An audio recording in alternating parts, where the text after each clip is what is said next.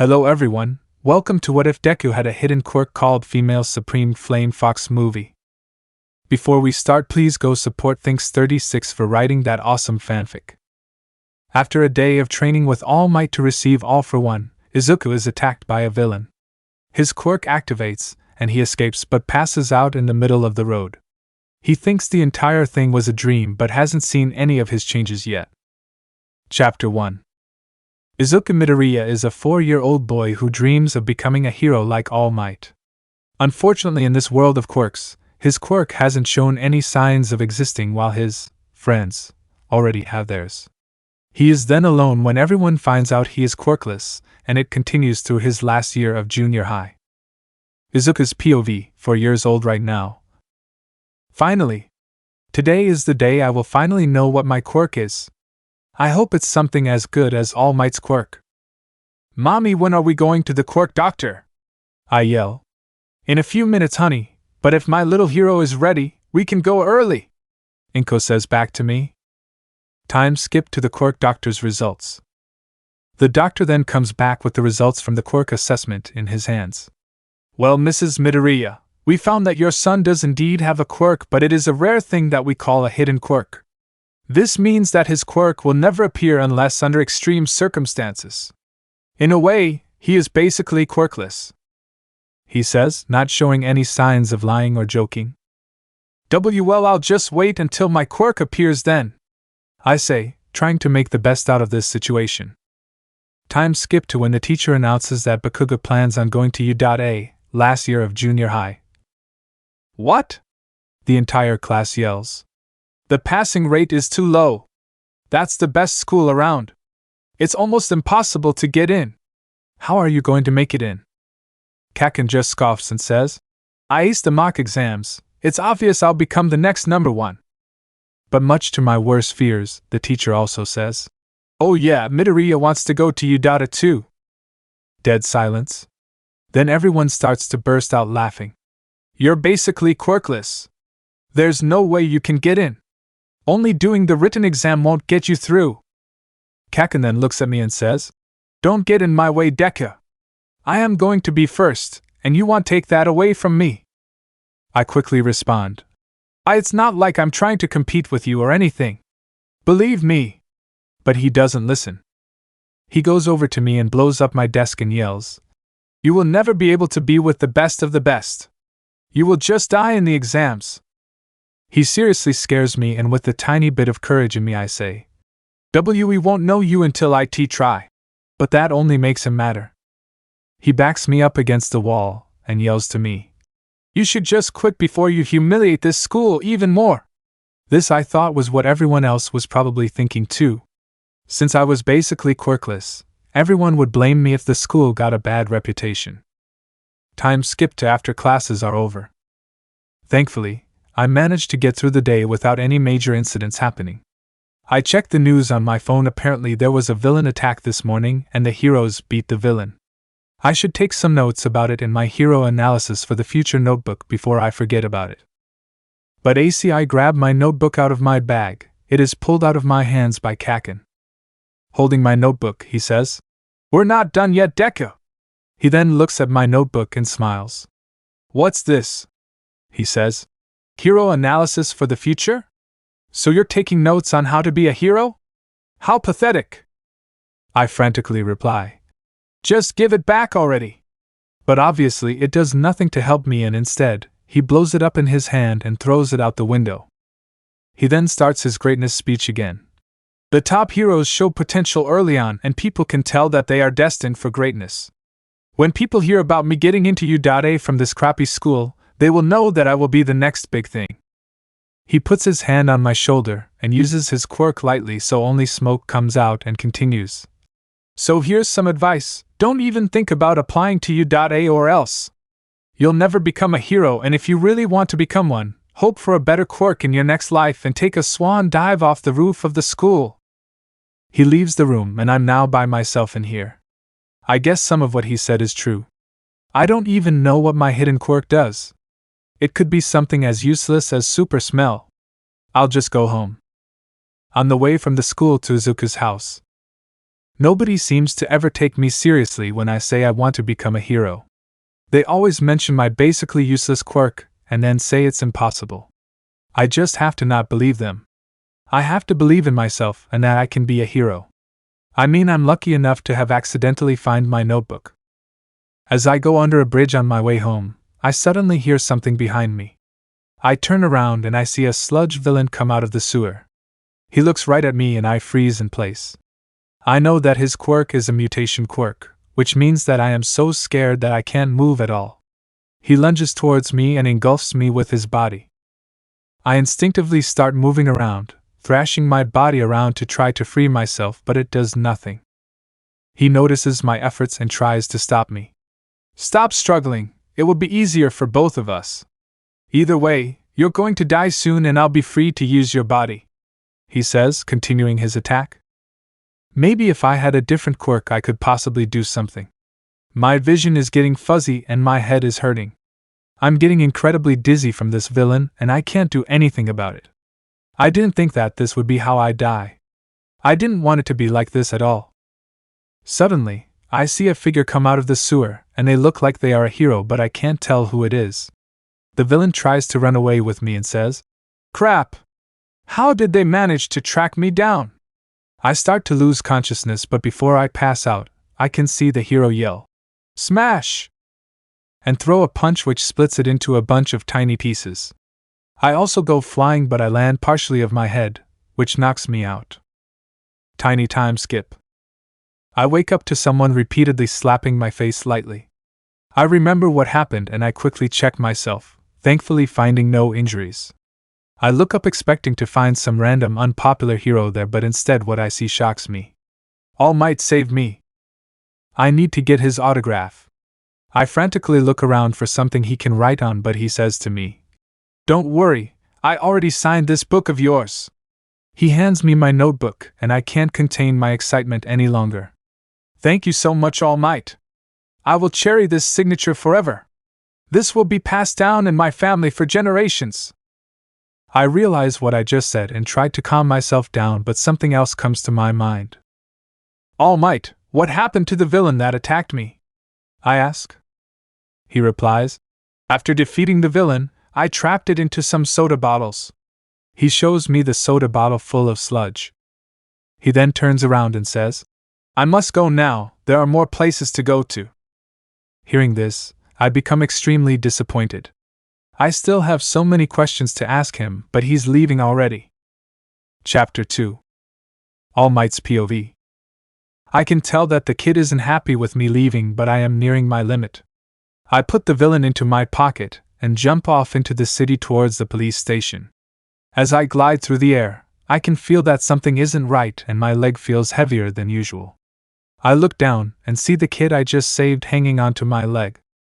I say to him, "Young man, what are you doing there? Stop holding on to me." I try to push him off, but he won't let go.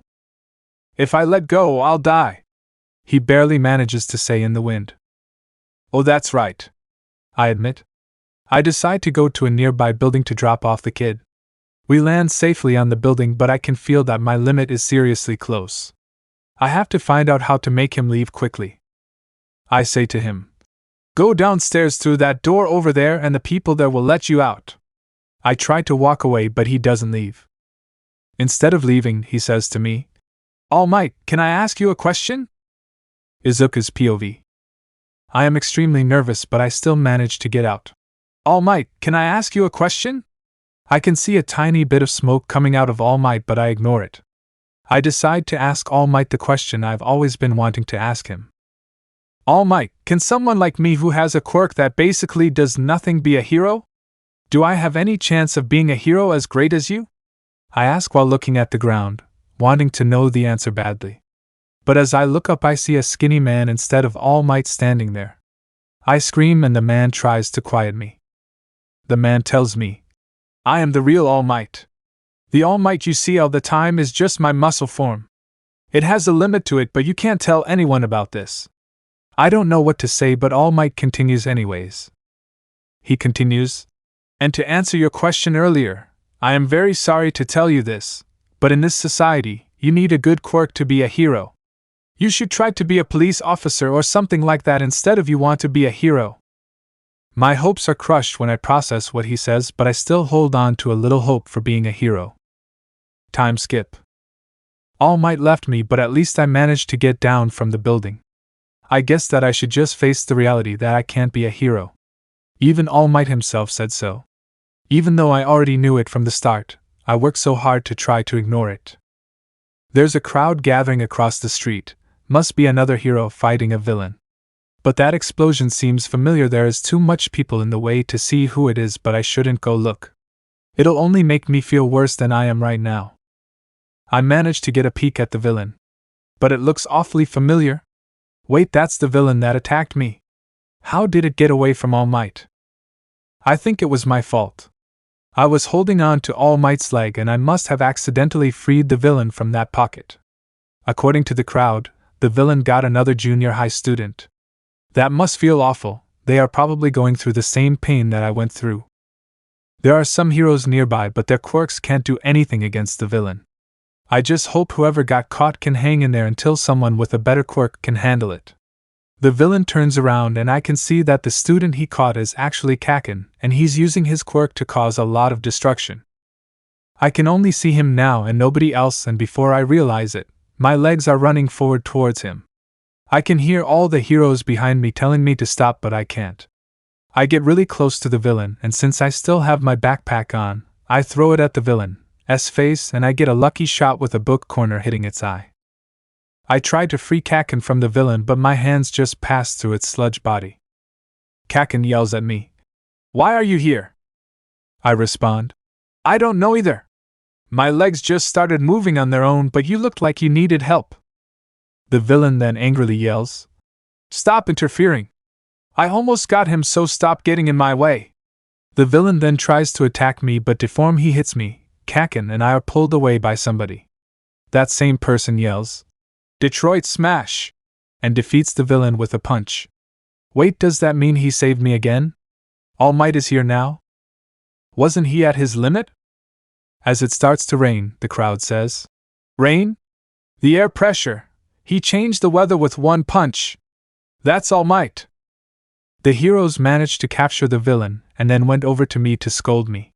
They kept on saying that I shouldn't have gone out there, but then they went over to Kaisen and praised him for being tough and for having an amazing quirk.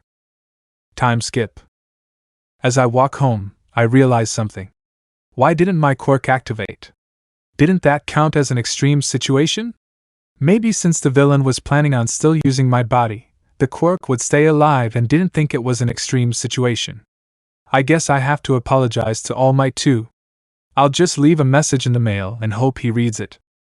At least now that all of this has happened, I can focus on a more realistic future instead. I am here! All Might comes out of the alley in front of me. Why are you here, All Might? Weren't there a bunch of reporters surrounding you?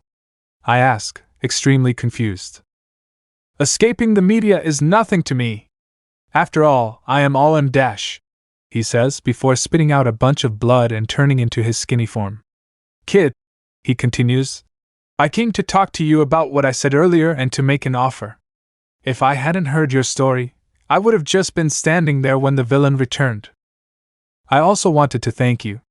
You were the only one out of all the heroes and people watching who acted even though you were quirkless. Your actions spurred me to act as well. Most of the best heroes showed some greatness even as children. They claimed that their bodies moved on their own before they could think. At this I tear up when I realize I did that last part, and I get on my knees. That's what you did back there, right? He asks me. Yes, I respond, now crying. He then says to me, well then kid, you can be a hero. Chapter 3. Izuku's POV. I am overflowing with emotions right now. The number one hero and my idol, All Might, just told me the words that I have always wanted to hear. He said to me, you can be a hero. Those words mean everything to me. All Might then says, I have a proposal to make to you. I find you worthy of my power. Huh! I exclaim, confused by what he said. There are some things that I should tell you about my abilities first, he says. Since I've become a hero, everyone has been guessing what my quirk is, but nobody actually knows. When I'm asked in interviews, I avoid it by making jokes because the symbol of peace has to be a natural-born hero like everyone else. The truth is, I wasn't born with this quirk, it was passed on to me. The real name of this quirk is One for All. It is a quirk that has been passed down for generations, and each holder of the quirk cultivates it, and then passes it down to the next person. So right now, I am offering you this power because I have seen that you acted like a true hero would back then. This is your choice. Would you accept my power? Oh, of course, I say, still trying to take in what he said. Inheriting All Might's quirk? This is huge. I can finally fulfill my dreams with this now. I can have a quirk that actually does something. Time skipped 2 days. Man, hauling this trash on the beach is difficult. I can't move it a foot, especially with All Might in muscle form sitting on top of it. Wait, why am I doing all of this? All Might, why do I have to haul around this trash, with you adding 600 pounds on top of it? I ask. Actually, I lost weight, so I only weigh 560 pounds. And to answer your question, you are hauling this trash because you are unfit for my quirk, All Might says, getting off of the trash. But you said I was worthy of your quirk 2 days ago, I exclaim, confused by the sudden change. It's not your spirit I'm talking about, it's your body. With all the combined strength of the previous holders, your body won't be able to take it in this state, so your limbs would just come off, he explains. My limbs! I yell, scared if that would happen to me. That is why you are moving trash around. But that's not the only reason. Heroes these days seek fame, but real heroes do things like this without recognition. This beach used to be clean, but people took advantage of the water currents leading here and dumped all their trash here. Cleaning this up will restore the beach to what it was before. That is also what it means to be a hero, he says as he crushes the trash I was pulling to reveal the beautiful view of the water. You want to go to UA, right, Midoriya? Yes, since you went there, it must be the best school here. But I heard it's hard to get into, and also, since the entrance exam is in 10 months, I have to do all of this in a limited amount of time, I respond. Correct. And in order to deal with that, I made a plan involving clearing the trash on this section of the beach to build your body. Take a look, there are exercises and a meal plan along with a schedule in this booklet, he says, giving the booklet to me. But to be honest, this is going to be really tough. Well, I have to work harder than everyone else, so I can't really do anything about it being tough, I say. And this is how I got to work so much it felt like hell for months. Though it was my decision to add a little extra exercises, it was all still painful. Time skip 8 months. 2 months left. I'm almost done with my training plan, which means I'll get All Might's quirk soon. I wonder what All Might has planned today. He seems like he was up to something. As I get closer to the beach, I can tell he's up to something because he's in muscle form. Hey All Might, I'm here. But what are you doing in muscle form? I say. He responds, Well, hello there, young Midoriya. I am in my muscle form since I realized that you haven't pulled anything with me on top for quite a while now. So is that what I'm going to be doing today? I ask, dreading his answer. Of course it is. Now I hope you had an excellent breakfast, because you will need all your energy for this, he says, giving off a huge smile. Dang it, it is what I'm going to be doing today. The fact that he made it seem so bad doesn't help me at all. I hope I can make it through this. Those little breaks in between pulling each object are going to be extremely important for resting my muscles. But then again, I have to pull whatever All Might's sitting on, and the only things that he does sit on are the big things. This is gonna hurt so much. I hope all the training I've had so far will help me. Time skip. I finally finished today's work, I yell, laying down on the ground to rest my arms a little. Well done, young Midoriya. That was quite the workout today, wasn't it? All Might says, getting of the fridge he was sitting on. That was more like torture time than a workout, I say. Don't think about it that way, he says, laughing. Easy for you to say. You weren't the one moving heavy trash with a 560-pound weight on top, I say. Look on the bright side. Your previous training has led to the point where you can last the entire time now, he says. That's true, but it's still painful. I say. Well, you can't avoid that, but go home and get some rest. I don't want to have you late for dinner, he says, pulling me up and turning me in the direction of my house. By all might, I'll see you tomorrow, I yell, running off. I'm glad that's over. I can finally go home, eat dinner, and lay on the couch and watch some TV. But man, I feel like my arms died. That All Might sure is heavy. I hope that was the last of him sitting on the trash I pull. I start a muttering storm as I go over everything again, ignoring everything going on outside of my head. I see a cloaked figure run at me from an alley and I snap out of my thoughts, but it's too late, and I'm tired. The figure pulls me into the alley and ties my hands and feet together. I found a good one. This one's body will be the perfect sacrifice, they say. Oh no. Are they going to kill me for their creepy religion? The guy already has these weird tools I have never seen before laid out. I've got to get out of here quick. Chapter 4. Izuku's POV.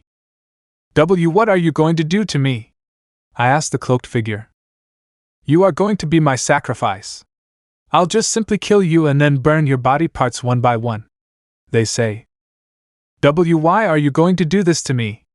I ask, creeped out even more. I'll sacrifice you to the devil. Your body would please him as well as your soul. You have an almost perfect soul, so I can't let you just pass by. With the way I'll kill you, your soul will go to hell and then to the devil himself, where he can feast upon it, they say. What the hell is this? Does this guy not know about psychiatrists? And what's up with all this killing me for the devil stuff? What am I supposed to do? If I scream, he'll kill me? I'll make it a quick death so you have nothing to worry about, they say, picking up a knife. Oh no, he's serious about this. Wait, don't kill me. If it's money you want, I'll give it to you, I say, trying to get them to think of something other than killing me. Money is of no importance right now. All that matters is you being my sacrifice to the devil, they say, approaching me with the knife. This can't be happening again. First the sludge villain and now this creepy guy. Why can't I be left alone? If my quirk had activated earlier or if I could handle one for all, this guy wouldn't be that big of an issue. They put the tip of the knife against my forehead and use their quirk to keep it there while they go get another knife. When they come back, they put the second knife's tip against where my heart is. I wish All Might or some other hero could save time once again, but something tells me my luck has ran out. The brain is your mind, your heart is your soul.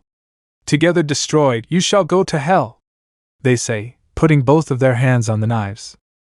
But all of a sudden, my body gets a weird tingling feeling and the space where the guy is in front of me erupts in a column of fire, and I pass out. Nobody's POV. As a random hero was patrolling his area, he sees a column of fire erupt somewhere nearby, so he goes to investigate. When he looks down a certain alley, he sees a table with weird knives and things and a tied-up Izuku on the ground unconscious with the ground nearby scorched by what he supposed was the column of fire he saw. He pulls out his phone and dials the police. Hello, I'd like to report a tied-up girl unconscious with a lot of knives and things on a table nearby, he says to the police. The hell is that supposed to mean? I'll send some cops and an ambulance right away, the person on the other end of the phone says. As the ambulance came and took Izuku to the hospital, the cops checked out the rope Izuku was tied up with, the table with all the weird stuff on it, and the scorched ground. What do you think happened here, officer? The hero asked the cop in charge. Honestly, I have no idea. We'll have to ask the girl when she wakes up, the cop says. When I found her, I noticed she had oversized boys' clothing on her. What do you think that means? The hero asked the cop. I'm afraid I still don't know. This only complicates this situation, the cop replies. Contact me later if you find out what happened. Here is my phone number, the hero says, handing the cop a card with his info on it. Of course I will. I too am intrigued by how strange this case is. These days with quirks, almost anything can happen, the cop says. Well, I must leave now. I still have to patrol the rest of my area, the hero says, turning around and walking away. The same with me, I have more calls to answer, the cop says, gathering his notes and leaving. Izuku's POV. Where am I? Everything is red except for the black ground. Did I die? Suddenly a scary figure appears and says, "You." Ah! I yell. Who are you? And where am I? I'm the devil, he says. And you're in a dream. But then why are you here? I say. I infiltrated your dream. But you were supposed to be dead, he says. So I'm alive? I ask. Yes, and that is what I'm mad about, he replies. I was supposed to feast on your soul, but you killed my guy instead, and I had to settle for a drunk guy who thought you had to point a gun at yourself for the bullet go forwards. He wasn't the best meal. But what happened to me then? How did I survive? I ask, hoping he can give me some answers. You killed my guy, he replies. Then where is my body? I ask. That is not of my knowledge. I stopped watching you after you killed my guy, he says. Thanks, I guess, for the information, I say. I'll come back to kill you later, he says. Why you will? Why can't you leave me alone? I say, but he already left. Without him, everything is now white. I guess he really was the devil. I gotta watch out now that I know he's after me. And he said I was in the hospital, but that doesn't help much. At least I'm safe. I wake up to a bright light in a white room. I look around and can tell that this is a hospital room. But it seems larger than I remembered it to be. I'm on my side, but the area around my bottom feels strange. The moment I think about sitting up, a bunch of doctors rush into the room. They ask me questions about how I'm feeling, and they go to the machines and write down things and then leave. One doctor returns with a cart and says, You should feel fine now, you were out for a month. A month? That means I only have 1 month left to train with Almight and for the U.A entrance exams. They say, There are some clothes on this cart and a mirror over by that wall, and leave. A mirror? Why would I need a mirror? Did I get some scars or something like that? Probably. I sit up and look at the clothes, but there is a huge issue. They are clothes made for a girl, and they are way too small to fit on me. I look at my hands and see they are lighter and the skin smoother than usual. This is all strange. I get off of the bed and walk over to the mirror.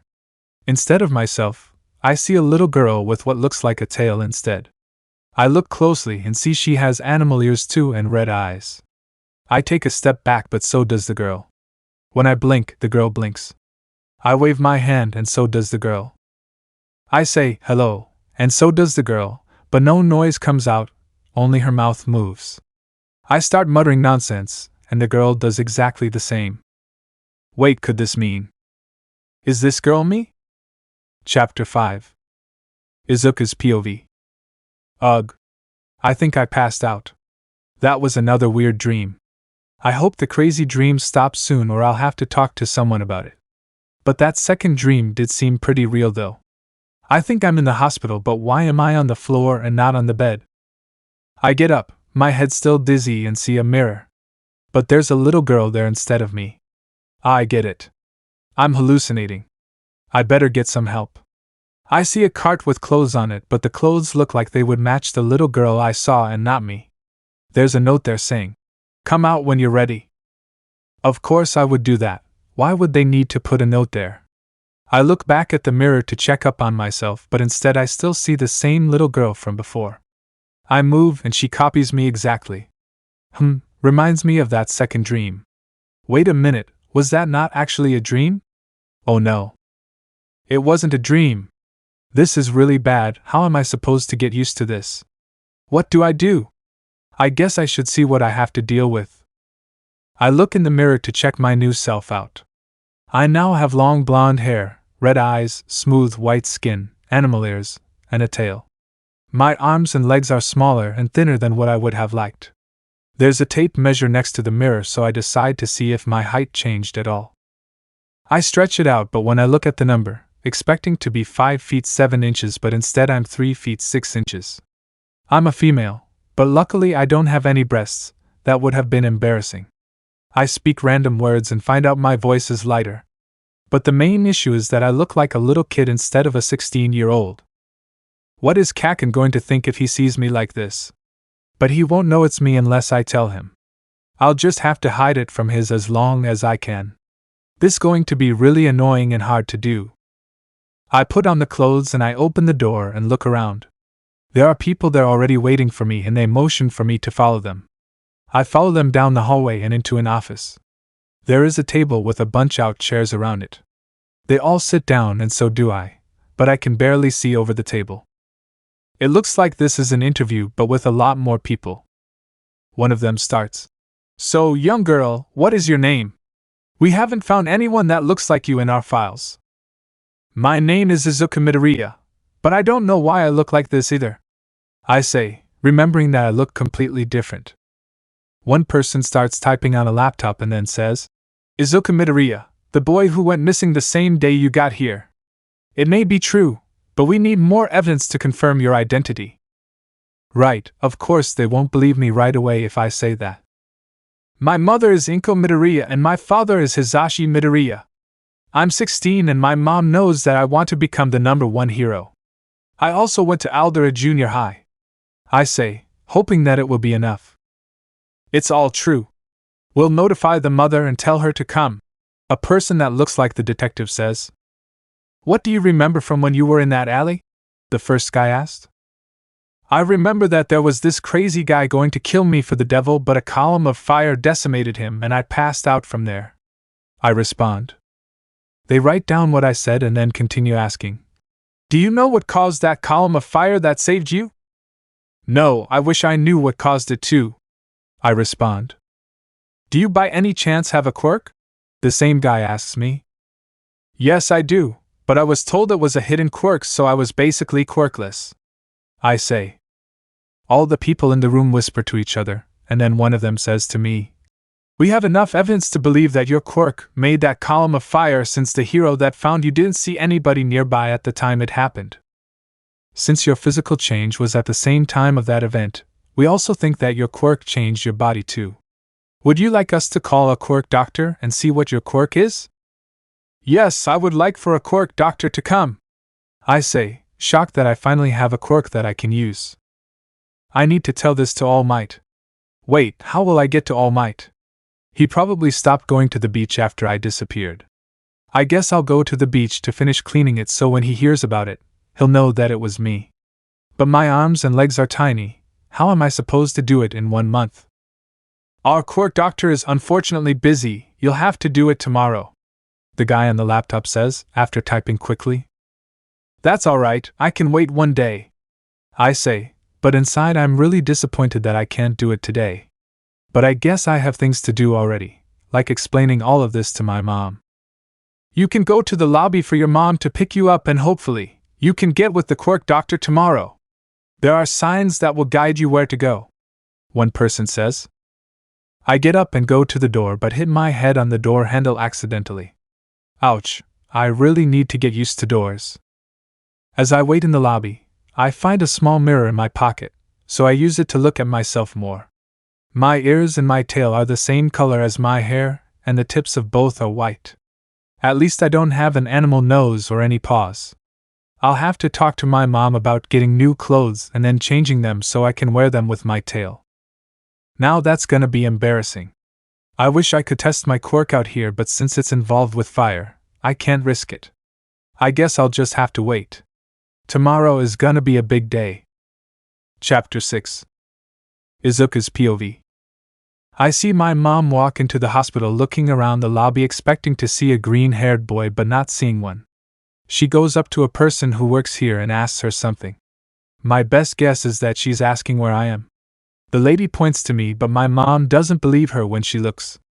I guess she wasn't told about my physical changes. She then turns back to the same lady and says something else, but the lady just shrugs and gives a look saying, That's all I know.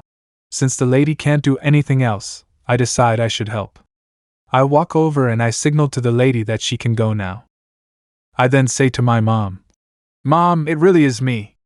I can explain everything, so let's go someplace where we won't bother the people here.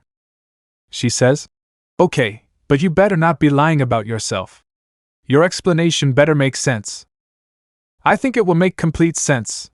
You already know that I want to be a hero like Almight and that I was training. I was attacked and my hidden quirk saved me, but I passed out for a month and ended up looking like this. I say. So it was all your quirk? It all makes sense now. That news is great. You can finally be the hero you wanted to be. Do you know what it is? She says. No, the quirk doctor there was busy. The people there said he would be free tomorrow. All I know is that it's related to fire, and these animal parts one have. I say, pointing to my ears and then turning around to show her my tail. But why are you so small? You don't look your age at all. She asks me. I don't know why, maybe because the animal parts one have came from a small animal? I say. But have you looked at yourself? You look so cute now. You're tiny and your hair and skin match that. She says. You really think that? I never really thought of it that way. I say. Well, let's go home, it's time for dinner anyways. She says. Okay. We can talk more there. I say. We go home and Mom makes dinner for me, and when I finish eating, she sits down across me and says, So now we can plan everything, right? Yeah. I say. Well, first of all, since you don't have any other clothes besides the ones on you right now, we'll have to shopping tomorrow. I'll have to measure your height since we can't try on any clothes there because of your tail. I can't wait to get you all your cute outfits. She says. No. We can get all the normal clothes but no cute outfits. I say. Can we get just one? She pleads. Fine, but only one. I say, fearing what kind of embarrassing outfit I'll have to wear. Also, your name doesn't match you anymore. If you want to, we can go change it sometime. She says. I would love to do that. Do I get to choose my name or is it your decision? I say. I'll let you choose. I would probably make it a super cute name and embarrass you. She says. Thank you, I'll think about possible names. I say. Lastly, I'll schedule your appointment with the quirk doctor so you'll definitely get your answers to your quirk-related questions. She says. Thank you. I say, excited for the appointment already. It got pretty late, so we went to bed. I kept my clothes since it was the only ones that I had. I wonder what name I should use. I don't want it to be too different, because it'll be difficult to get used to that. I'll make it start with an I for sure. I guess I'll throw in the zoo, too, so I can tell that it's my name. Izu, it could be Izuki, Izuchi, or Izumi. I like those names the best. Izuki sounds too much like Izuku, so I'll take that out. I don't really like Izuchi, as I like Izumi, so I think I'll ask Mom to rename me Izumi. I hope she likes the name too. Time skip. Finally. Quirk Doctor Day. Oh wait, it's shopping for clothes first. Why does shopping have to be so boring? It's either going to be really boring or really embarrassing for me. I really shouldn't have given Mom the opportunity to choose a cute outfit for me. At least I'll have some normal outfits. I hope they have whatever my size is. Speaking of my size, I feel like I grew a little. I grabbed my tape measure that I have and measured myself.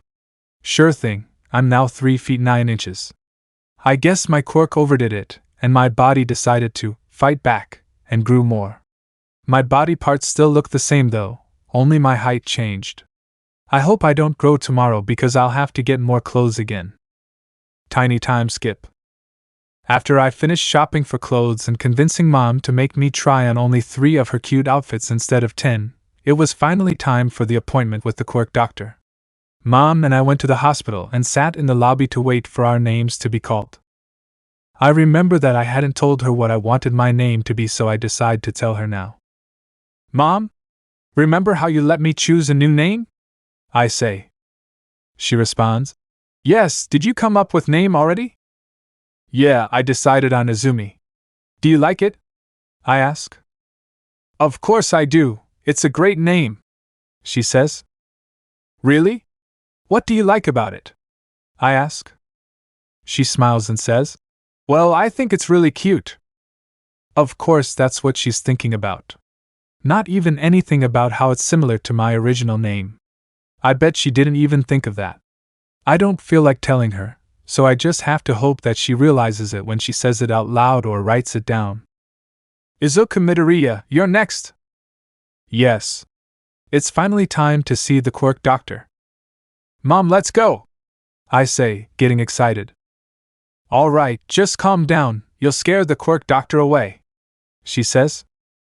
Fine, just hurry up, I can't wait much longer, I say, pulling on her arm. Don't worry, I'm going, she says, laughing and walking with me. Chapter 7. Izuku's POV. We follow the person to a room labeled Quirks. I guess it's for everything about quirks, from finding out what it is, to any problems with it. We enter the room and see some chairs there facing a person I think is the Quirk doctor sitting in another chair. I look around and see a bunch of instruments and machines that I don't recognize. We sit down in the chairs and the person that let us here leaves and closes the door. The guy in front of us waved and says, Hello, I am your Quirk doctor. I assume we are going to be performing testing on the little girl, right? My mom replies, Yes, when she was 4, we were told that her quirk was a hidden quirk, but recently, it has been activated and we would like to know what it is. Do you have any idea what it is related to or what it does? He asks. All we know is that it has something to do with fire and that it turned Izuku here from a boy to what she looks like now, she says. All right, can I have the daughter come with me to the machines to perform the tests? He says. Sure, go on, Izuku, she says. I go to the Quirk doctor, and he leads me to multiple machines where he uses his instruments and then prints out the data. Once we finish with all the tests, he says to us, I have all the data I need, I'll go evaluate the results and then I'll come back to tell you both about it. And then he goes through the door, which I think leads to an office. So how were the tests? My mom asks me. They didn't hurt much, but there was one which made me a little bit itchy, but it wasn't too bad, I say, sitting down. You're good with thinking about things, what do you think your quirk is? She asks me. I honestly have no idea except that it's a fire-type quirk. Everything I know just complicates it more, I say. It's true, if all I knew was that it made the column of fire, it would have been easier. All the facts I know just complicate it. Why did I pass out for 1 month? Why did I switch genders? Why the animal parts? Why am I tiny? It all makes no sense to me. What do you think it is? I ask my mom. I think it's a cuteness quirk with fire for self-defense, my mom says. I don't think that's it, I say. Where did that idea come from? I think she's obsessed with me being cute now that I look like this. I hope she can tone it down a little though. The Quirk doctor suddenly comes back into the room and sits down. He says, Here are the results I've come up with based on what you told me and the data from the tests. I've determined the quirk to be a very interesting fire-type quirk. The quirk is control over fire and I believe some fox abilities. I would call this Supreme Flame Fox. Fox? My mom says. Yes, I've determined that part of her DNA is fox DNA. I believe that her quirk tried to turn her completely into a fox but couldn't. There may be a possibility that she could be able to have control over whether she wants to look like a fox or a human, he says. And what do you mean by supreme? I ask. Here, supreme means that your quirk is exceptionally powerful. Right now you only have 1 tail.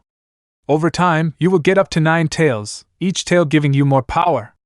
If there was another quirk like yours, but it wasn't supreme, it would probably just be fire, with no physical changes at all, probably no transforming power too. Really? My mom and I say at the same time. Yes, it's all on this paper here. Take it so you can go over it later, he says, handing over the paper. Thank you so much, my mom says, taking the paper and putting it away. You can go now, there is no reason for me to keep you here any longer, he says. We'll be going. Thank you again, my mom says. We both get up and walk out of the hospital and to the car where she gives me the paper, and we go home. Tiny time skip.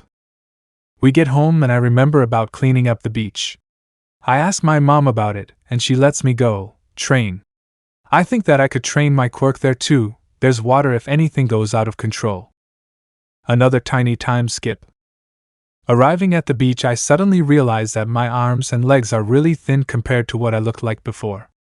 I pull on a fridge to see how weak my arms are, but surprisingly, it seems that I didn't get any weaker. How does that work? My muscles got compressed? That doesn't make sense, but it's the only way I can describe it. I move around trash until time is up, and then I get close to the water to practice me quirk. If my tail is a special tail, maybe that's where the fire comes from. I close my eyes and focus on the tip of my tail, and when I open my eyes, I see a small fireball on it. I try moving my tail and the fireball stays on it. I try throwing it, and it goes off my tail but doesn't go far. I try it again, but the same thing happens.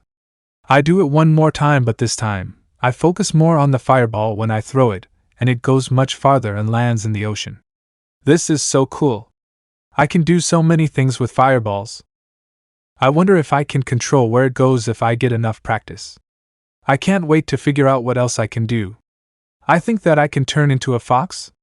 I think of a fox and try to make something happen, but nothing does. This is going to harder than I thought. I'm going to have to change my schedule a bit to include training my quirk. I practice the fireball thing a few more times and then go home. At dinner, I feel that I still get as hungry as I did before when I see all the food. I eat like I've been starved for a week, and my mom sees me with my mouth full and says I look cute when my mouth is full. I sigh and finish eating my food. I go to bed in my new clothes and think of how I need to be ready for the U.A entrance exam in a month. I hope I can get All Might's attention and train my quirk in a month. I already know I'm going to have a tough schedule, but hopefully, it will all be worth it in the end. Chapter 8. Izuku's POV. Time skip 1 month. This past month was very interesting. First of all, my name finally got changed to Izumi Midoriya. The other thing is that I finished cleaning the entire beach, and it was almost way too tiring. I also grew a seconding tail and trained my quirk a lot. I can now make huge fireballs from both of my hands and tails, and I can control their movements in the air. During training I discovered that I could turn into a fox, and a scary-looking one that is, so I called it Battle Fox. When I was going to sleep one night, I apparently turned into a cuter-looking fox, but it was more comfortable in that form, so I slept that way. I decided to call that one a casual fox. In all 3 forms I still have 2 tails, so it's obvious that I'm no ordinary fox. And since I have 2 tails, I discovered I have to take care of them by brushing them, and washing them, and drying them so they can stay fluffy. Tomorrow is also the U.A entrance exam. Right now, I'm going to the beach to see if All Might saw the beach was clean and thought of me. He wouldn't forget me, right? All Might's POV. I saw the beach was recently cleaned by somebody, but nobody knows who exactly did it. I believe only Izuku would clean the beach without seeking any fame or recognition from it. The problem is, he's gone missing for a month and then been found, but I haven't been able to contact him because we never exchanged numbers. I think that he is the one who cleaned the beach, and he did it to train his body and to get my attention. I'll go in my skinny form because only he and few other people know that's me. If I do find him, I'll ask how he is and then ask him about inheriting One for All again. Izumi's POV.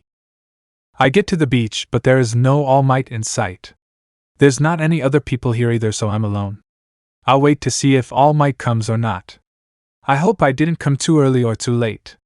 I wonder how I'll approach All Might. He doesn't even know that I look like this or have a different name. I'll just make it really simple. I'll tell him it's me, then explain my quirk really fast, and then ask about One for All. I wonder if he found another person worthy of it and already passed it on. All Might's POV. Arriving at the now clean beach, I don't see young Midoriya here or anyone much at all. There's only a little girl with animal ears and 2 tails standing there, maybe waiting for somebody. Waiting for young Midoriya, I go to a nearby tree, but the girl I just saw earlier starts walking towards me. Is she lost? She might not know where she is because this place has always been dirty. I watch the girl get closer, and when she gets near me, she says, "Hey All Might, I'll explain everything to you." What? How does she know my true identity? Who are you? I ask her. It's me, Izuku Midoriya, except my name is now Izumi Midoriya and I look like this now, she says. What happened to you? And were you the one who cleaned the beach? I ask. Yes, I cleaned the beach for training, but that's not the more important thing here. I want to talk to you about my quirk. You already know that my quirk has been hidden basically all my life and didn't do anything. Well, last month I was attacked by a villain and my quirk activated. I was in the hospital for a month, and when I woke up, I found out that I changed completely. I managed to get with my mother, and we went to a quirk doctor who told us that my quirk changed my appearance. He said it was called Supreme Flame Fox and that it was a fire-type quirk related to foxes in some way. Right now I only have 2 tails, but the quirk doctor said I can grow up to 9 tails, each increasing my power even more. On my own, I discovered a bunch of things that I can do with my quirk. She explains. Wow, that's a lot that happened. You just look awfully small and you have thin arms. Did you burn the trash because your arms are too weak now? I ask. No, I pulled and pushed the trash like before. Surprisingly, my arms didn't get weaker at all even though they look small. She says. That's confusing, but can you show me what your quirk can do? I ask. Well, first of all, I can make fireballs, move them around, and change their size. She says, making 4 fireballs from both of her hands and both of her tails and swirling them around her. Is there anything fox-related that you can do? I ask. Yeah, there is. I can turn into 2 different foxes. I can turn into what I call the battle fox and what I call the casual fox. She says, turning first into a fierce-looking fox and then turning into a fluffier and friendly-looking fox. If you're in a fox form, how can you communicate anything to people? I ask. Apparently I can send messages right to your brain to talk to you. I can also do the same to animals, and I can also understand animals when I am in both fox forms. She says in my brain and then turning back into a human. I think that everything is extremely useful, even your smaller size. You would be a smaller target when fighting villains, or you could get in smaller spaces to save people. I say. Well, I also wanted to ask you if you still would let me inherit one for all. She says. That is also the reason why I came here looking for you. I haven't given one for all to anyone and I was thinking of giving it to you. I say. Really? Thank you. I'd feel honored to be able to inherit one for all and grow it for future heroes. She exclaims. Well, you deserve it. You've worked so hard cleaning the beach and you also are worthy of one for all. Now eat this. I say, pulling a stand of hair out and handing it to her. Huh? She says. As long as you get some of my DNA, you'll get my quirk, so it doesn't matter what it is you eat. I say, laughing. It's not what I thought it would be, but I'll do it. She says, taking the hair and eating it. Chapter 9. Izumi's POV. All Might's hair tastes awful. It's like stale crackers but in the shape of a hair. All Might, I don't feel anything different. I say. Of course, you need time to digest. You'll feel something in a few hours. He says. Oh, okay, I'll go home now, thanks for everything. I say, walking off in the direction of my home. Good luck on the entrance exams. I hear All Might say to me. I'll really need that good luck. I don't know how I'm going to get into Udate at all. Time skipped 1 day. Today's the entrance exam. I'm so excited, but I'm so nervous. What kind of exam will it be? I think I'm good in the written part of the exam, but it's the other part that I'm worried about. I hope I can do it and pass. I just woke up, I'm thinking too much about this. I'll just go through my morning routine and then I'll worry about it when I get to UA. At Udate. It's huge. I didn't think the school would be this big. I'd easily get lost in there. Someone is causing a disturbance behind me from the sounds. Someone is pushing people aside. Who would do that?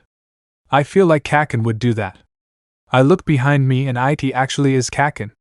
Oh no, he's going straight for me. He's probably not even looking down, or he's doing it on purpose, but either way, he's like a meter from hitting me. I quickly step to the side to avoid getting pushed, but he kicks one of my tails instead. Nuh! His dirty shoes got my perfectly clean tail dirty. I wipe off as much dirt as I can and then use my emergency brush to try to put it back to what it was before. It doesn't look perfect, but if anybody didn't know that it was ruined in the first place, they wouldn't have been able to tell it was. I see a nervous girl with short brown hair walking ahead of me. I decide to go to try to calm her down, but I see her trip on one of her steps, so I run and catch her before she falls down. "Are you okay? If you tripped, that would have been a bad omen," I say. "Why, yeah, I'm just really nervous," she says. "I am too. Well, good luck on the exams," I say, walking ahead of her and into UA. Inside the U.A auditorium, I look for seats, but the only seat available is next to Kaken. Oh, it doesn't look like he's happy either.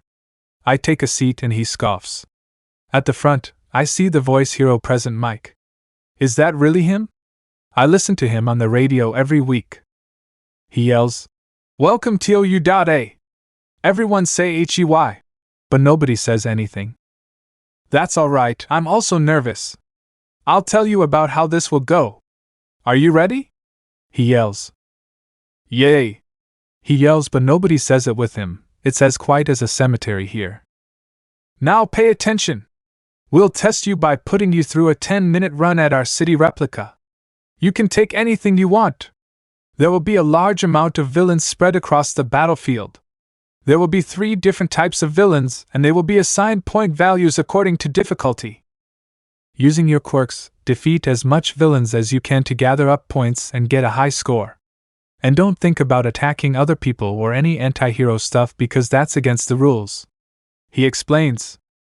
Suddenly, a blue-haired kid with glasses stands up and says, "Excuse me, I have a question. You mentioned that there are 3 types of villains, but on the handout, there are clearly 4 types of villains listed. Such a mistake would be the most embarrassing for a top-tier national academy like U.A. The reason why we came here is because we seek the best guidance on the path to becoming future heroes." That was a great question. Thanks for mentioning that. The 4th type of villain you will encounter is worth 0 points.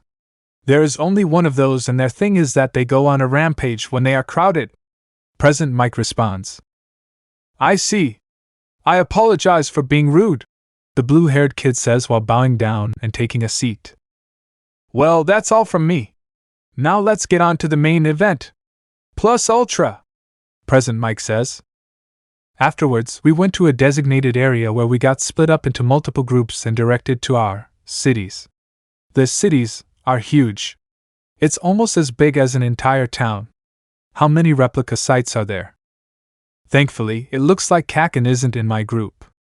I look around and everyone seems rather calm. I guess that they have gear to match their quirks. I don't have any gear, and I haven't really used my quirk on anything because I didn't want to risk starting a fire. I look around and see the same brown-haired girl from before, so I decide to check on her. I try walking up to her, but I feel a firm hand on my shoulder stopping me from getting closer. I turn around and see it's the blue-haired kid from earlier. "Who exactly are you? Can't you see that she is trying to calm herself down? Did you come here to obstruct your fellow test takers?" he says. "And no, of course not," I say. "Well, to make sure not to cause any issues with her performance, I advise to leave her alone," he says. "Okay," I say. I go right in front of the gates to wait there because I don't want to get involved with him any further. Suddenly, the gates into the city opened and I immediately turned into my Battle Fox form and ran into the city to find robots, thinking that it just started.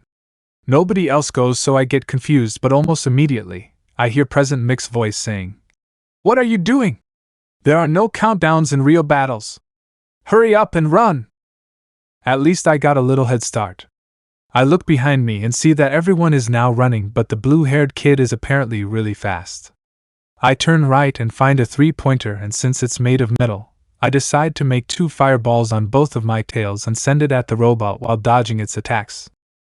I've never burned anything with my fireballs before, but I was completely surprised when the metal on the robot melted way faster than I thought it would, and the robot gets defeated in almost a second.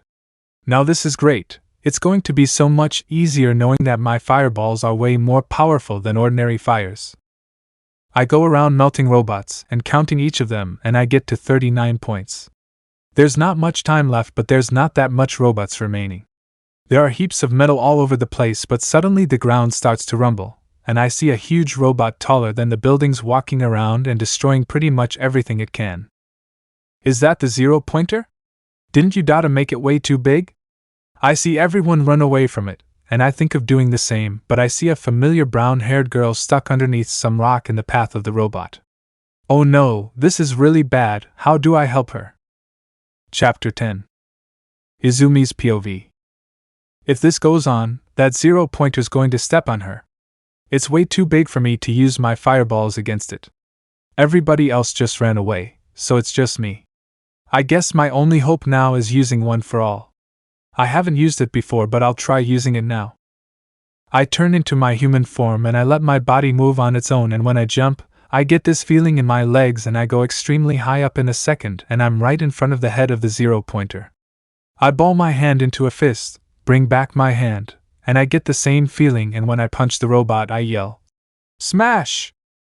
And I see that the robot's head got crushed by the impact, and now has a big crater in it.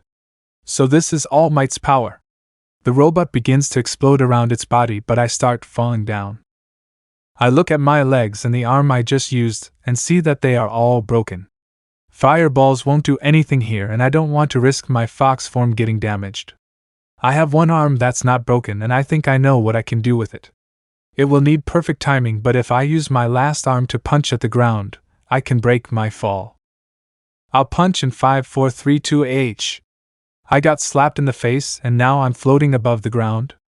I hear someone say, "Release," and I fall down, but from a short height.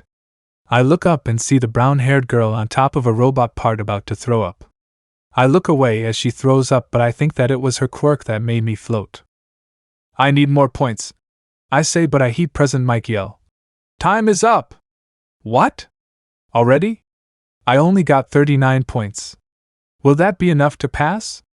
I look around me and see the other participants talking about something, probably how I jumped at the zero-pointer. I see an old lady walking around giving the participants candies before stopping in front of me. She says, "So you damaged yourself this much with your own quirk?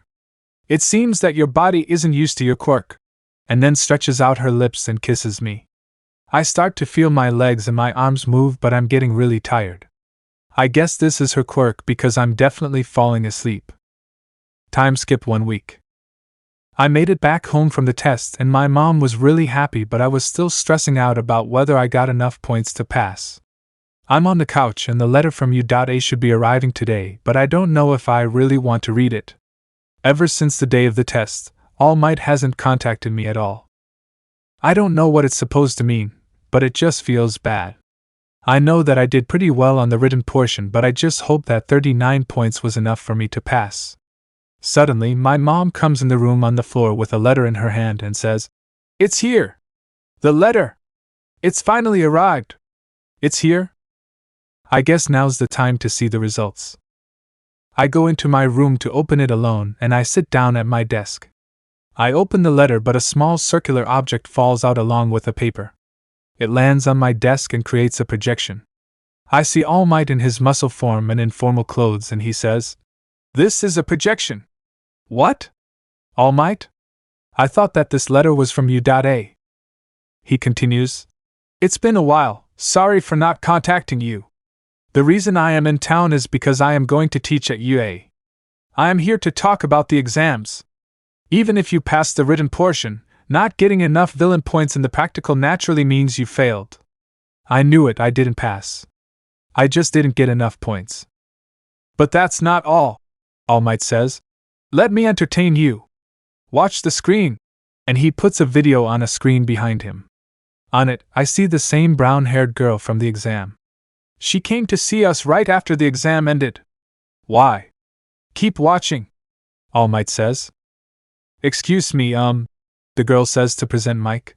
"That short girl with the animal ears and 2 tails. You know her? Can you give her some of my points? I heard her say I need more points at the end of the exam. That means she got a low score, right? At least give her the points she lost trying to save me."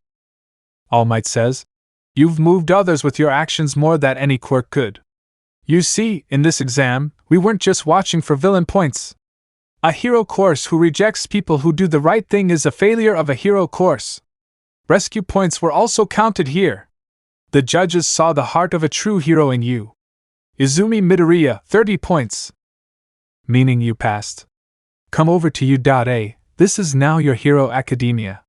I passed? Really? This is great. My whole life is now going to be changed forever by this. Time skip one day. After everything, Almight told me to meet him at the beach at 8 p.m., and that's what we did. Almight! I yell as soon as I get to him, but he's in his skinny form. Did someone say Almight? Where is he? I hear a couple nearby say. Quick kid, tell me that you mistook me for somebody. Almight whispers to me. I mistook him for somebody else. I yell. Good. Well, congrats on passing. I didn't tell you Dade about our point of contact. You would be the one to worry that you got accepted only because you know me, he says. Thank you for that. But I was surprised to hear that you were a teacher at U.A. I say. I told U.A. that I was going to be there, but I haven't told anybody else about it. I had U.A. notify me if they even found someone there suitable to be my successor. Right, U.A. is a hotspot of capable people with amazing quirks. When I used one for all, it wrecked my body. I really can't handle it. I say. We can't do anything about that. Right now, you're at the point where you either use nothing or all of it. Over time, you can learn to control the power level and save your body for more uses. The more you build yourself, the more you can control your power. Like this, Almight says, turning into his muscle form and crushing some soda cans. Wait, isn't that it is? It's Almight! When did he get here? The couple nearby yells. Oh. We should go now, Almight says, walking away from the couple. Yeah, I agree, I say, following him. He's so cool, the couple yells. Chapter 11. Izumi's POV. Time skip next morning. Okay, Mom, I'll be going now, I say, walking to the door. Did you bring tissues? My mom asks me. Yes, Mom, I say. Did you bring your brush? You can't leave without your brush, she asks. Yes, Mom, I would never forget that. Well, I don't have all day, so I'll be leaving. See you soon, I say, going out the door. Time skip to before hero class at U.A. 1A, where's 1A? This place is way too big. After all, U.A. is a school, so they have classrooms for regular subjects like English and math. Wait, is that 1A over there? Yes, it is. The door is huge. It's probably to fit people with mutation quirks. Not that much people passed the exam, only 36 did.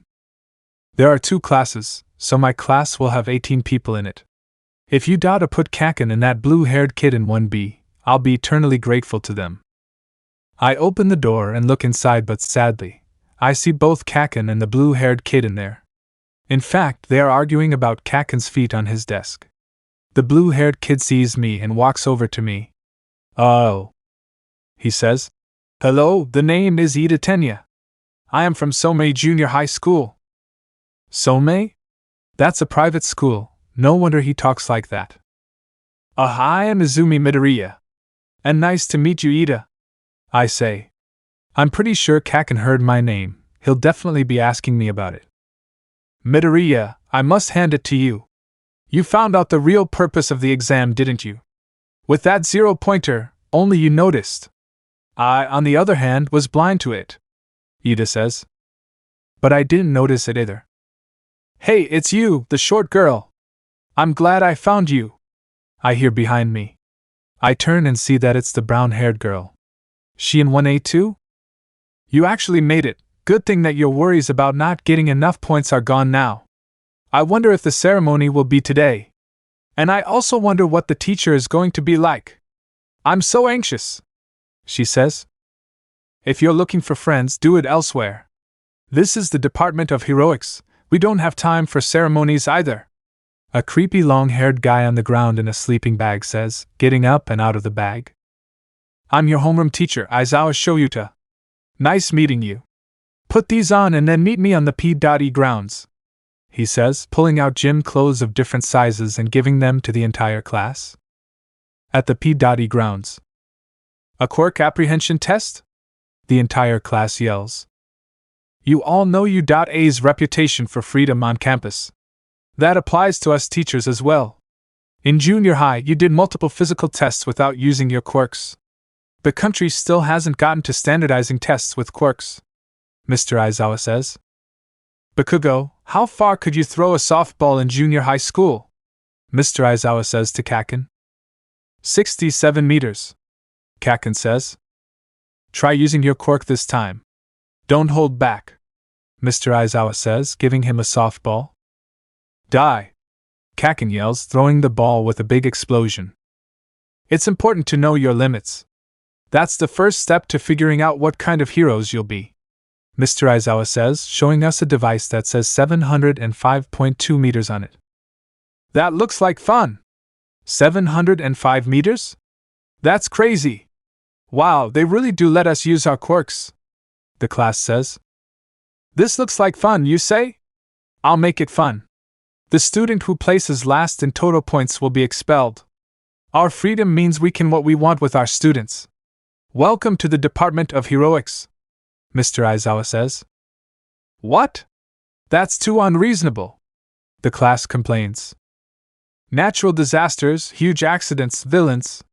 Everything out there is unreasonable. It's a hero's job to reverse it all. This is Plus Ultra. That was the demonstration. It's time to start the real thing now, Mr. Aizawa says. The first test was the 50-meter dash. For that, I turned into a fox for speed and ran, getting a time of 5.57 seconds. The second test was grip strength. For that, I used my fire to heat the device and then I pulled on it, getting 61 kilograms. The third event was the standing long jump. For this, I couldn't do anything, so I just jumped in my human form. For sidestepping, I turned into a fox and did them pretty quickly. The fifth event is throwing. Right now, I'm getting worried. My scores aren't that high, I might even be in last place right now. Fire won't do anything here, but I can only use one for all at 100%. I think that using it is my only option in order to not get expelled. I activate one for all in my arm and reach back and throw it, but goes only 46 meters. What? But I was using it. I erased your quirk. I saw how you can't control your strength. You'll just be incapacitated again. As a hero, you can't just hope that someone will be there to help you once you're down, Mr. Aizawa says. I can't regulate the power, so I have to use it all at once. My hopes of staying here and being a hero are at risk. I have to use full power, and I think I know just how to. I throw the ball, but this time, only using one for all in my finger. As I yell, "Smash!" The ball goes flying and I look over at Mr. Aizawa and see that I got 705.3 meters. I say to him, "I'm not incapacitated, I can still move." As I walk back over, the brown-haired girl asks me, "Is your finger okay?" "Yeah, it's good," I respond. I fought through the pain and completed the other tests but didn't get any impressive scores from them. Time for the results, Mr. Aizawa says, bringing everyone together. Your scores represent how you did in each of the tests. I won't explain how it works, so here's the final results. Also, I was lying about expelling you guys. That was a deception made to get you guys to do your absolute best. He continues. Wawayet? Most of the class yells. Well, that's all I have for you guys. And Midoriya, have Recovery Girl fix you up, he says, giving me a paper and then walking away. Recovery Girl? Maybe that's the person from the entrance exam. I need to bucking talk to you, I hear Kaken say to me. Oh, it's about my name, isn't it? What is it? I say. Do you know anybody called Izuku Midoriya? He asks me. I'm so glad he thinks I'm not me.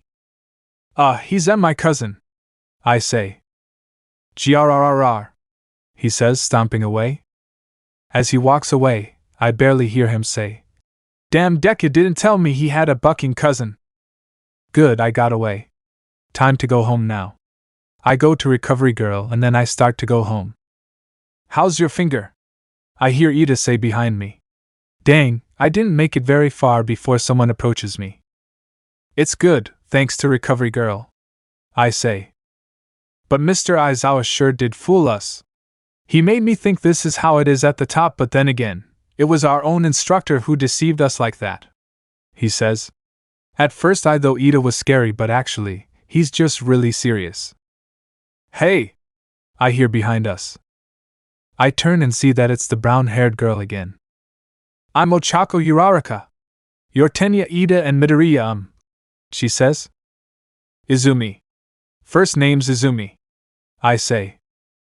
I like your name, she says. Thanks, I say. I've come a long way from being bullied for being practically quirkless.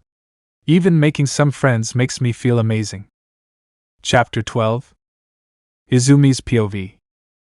Time skip one day. Man, today was really boring. All the regular classes were dull, but now it's heroics class. I wonder what we're doing today now that we've tested our quirks. I am coming through the door like a normal person, I hear Almight say. I look and see him entering the classroom and walking to the front. It's Almight. So he really is a teacher here. That's his Silver Age costume, the class says. It really is exciting having Almight as a teacher. Hero Basic Training. The class that will train you in special ways to turn you into heroes. There's no time to waste, this is today's activity. Battle Training, Almight says, pulling out a card that says battle on it. We're going to do battles already?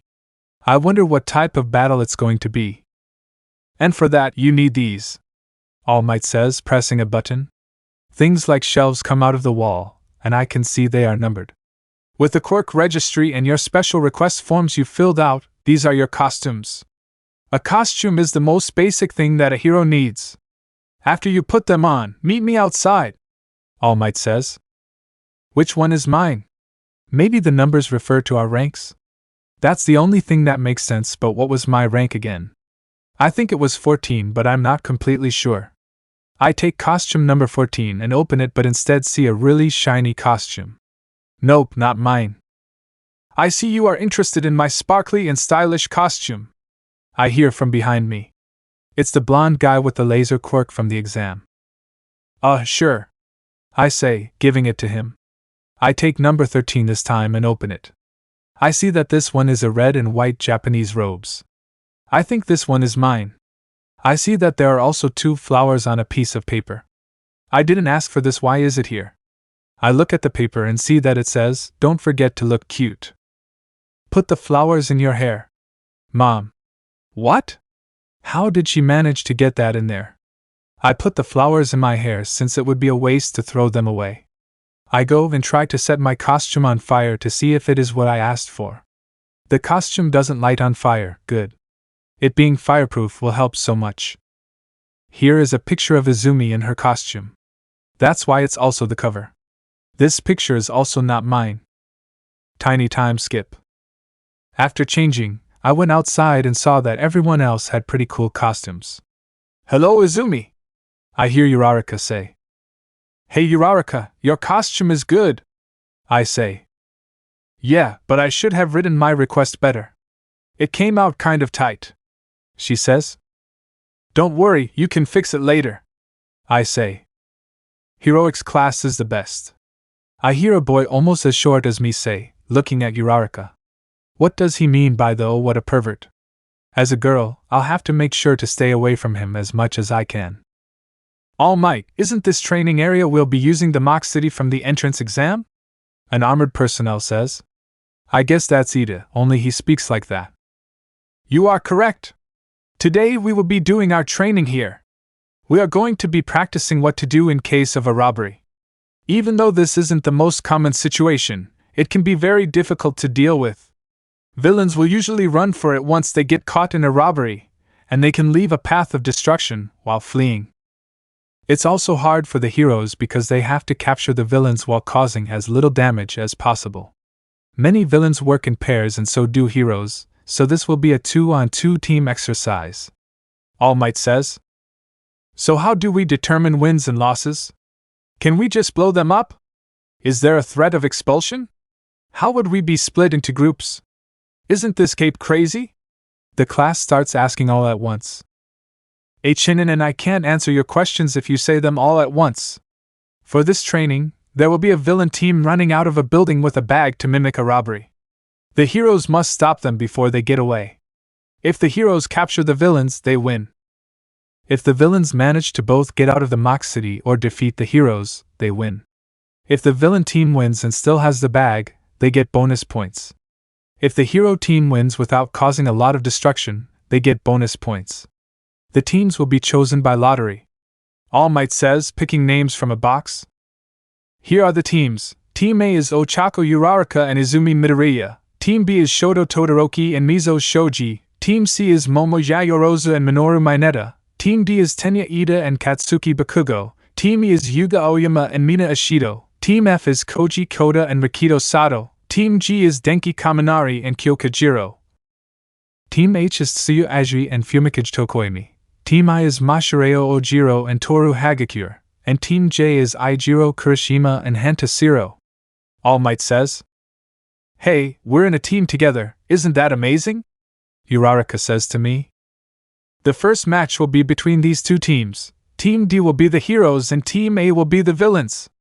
All Might says, pulling out team names from another box. We're up against Team D? That's the team that both Kaken and Ida are on. This scenario has the villain team along with the bag and the building they are robbing. The heroes will not know which building it is until it starts because that is how real robbery will be. The hero team will be walking around expecting the villains as a real hero should always do. The match will start when I tell the villain team to start. If it gets out of hand, I will of course stop the match. The exercise will start in a few minutes. The rest of us will watch it on the TVs. All Might says. Inside the robbed building. Both of the people of the hero team can be fast. Do you have any idea of how to slow them down? I asked Uraraka. I'm not much of a thinker. I was hoping you could come up with a plan, she says sheepishly. Well, the first thing I need to know is what your quirk does, I say. Well, when I touch something with all 5 of the pads on my fingers, I can make it weightless. So what's your quirk? She says, holding up her fingers. My quirk lets me create fireballs and turn into a fox. The fireballs apparently are hotter than regular fires, I say, making a fireball in my hand. But what about that strength you showed when saving me from the 0-pointer and when you threw the softball? She asks me. Oh, how do I explain this? I start. WLUC dash. But I'm cut off by All Might saying, Start! In our earpieces, and as soon as he says that, alarms in the building we're in start going off, alerting the other team of our position. I may have just been saved from Uraraka's question, but now there's another problem. Chapter 13. Izumi's POV.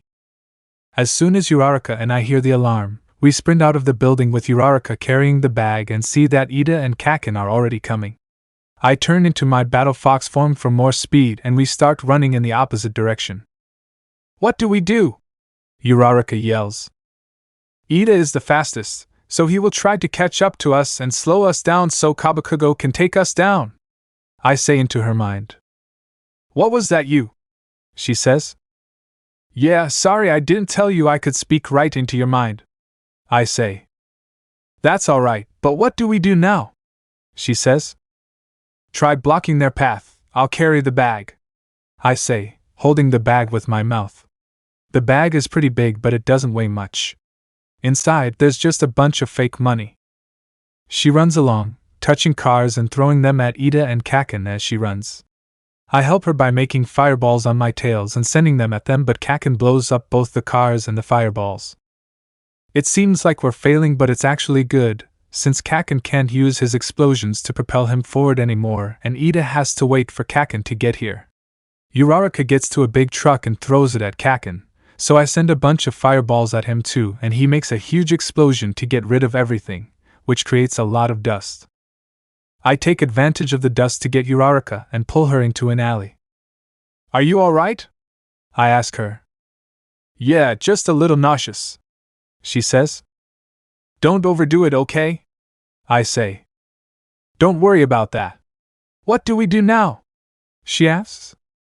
We should try to single out Ida and take him down, I say. How do we do that? she asks. I'll send fireballs in between them while you throw things at the middle. Once they are separated, you occupy Bakugo with random things and then I'll overheat Ida's engines on his calves. And so you don't get extremely nauseous, I'll then distract Bakugo and you escape with the bag. I say. Okay, I think I got it. That's an amazing plan. She says. Thank you, but it isn't guaranteed that it will go exactly like the plan. I warn her. Okay, let's do our best then. She says. We come out of the alley and I see Ida and Kaken nearby. I immediately send fireballs in between them and start separating them. Uraraka then starts throwing cars and big objects at Kaken and keeps him blowing up all the junk. Ida starts running towards me using his quirk and I bring the fireballs that separates him from Kaken over. I make 2 fireballs on my tails and send them at him, making him stop in front of the fireballs. The fireballs behind him catch up and I send them at his calves, overheating his engines, slightly melting them, and slightly burning his skin.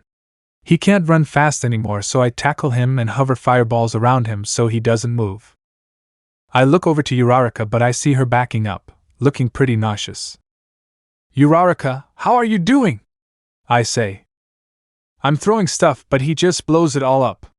He just keeps on getting closer, she says, touching another car and throwing it, only for it to be blown up. I can occupy Bakugo for now, do you think you can run with the bag? I say. I think I see a dash, she says, but is blasted back by an explosion. Are you okay, Uraraka? I say. Not really, he got me good, she says. Oh no, now the plan is completely ruined. There is no way that I can beat Kaken in battle, I'll just have to get out of the Mock City to win. I run over to Uraraka, turn back into a human and open the bag. I grab her and put her inside the bag, pushing all the fake money together inside the bag. I turn into my Battle Fox form again and I pick up the bag with my mouth and then take off, Kaken following after me. I take the fireballs that were holding back Ida and I take all of the except for one and bring them to me. I send one at Kaken but he uses an explosion to go around it, keeping his momentum.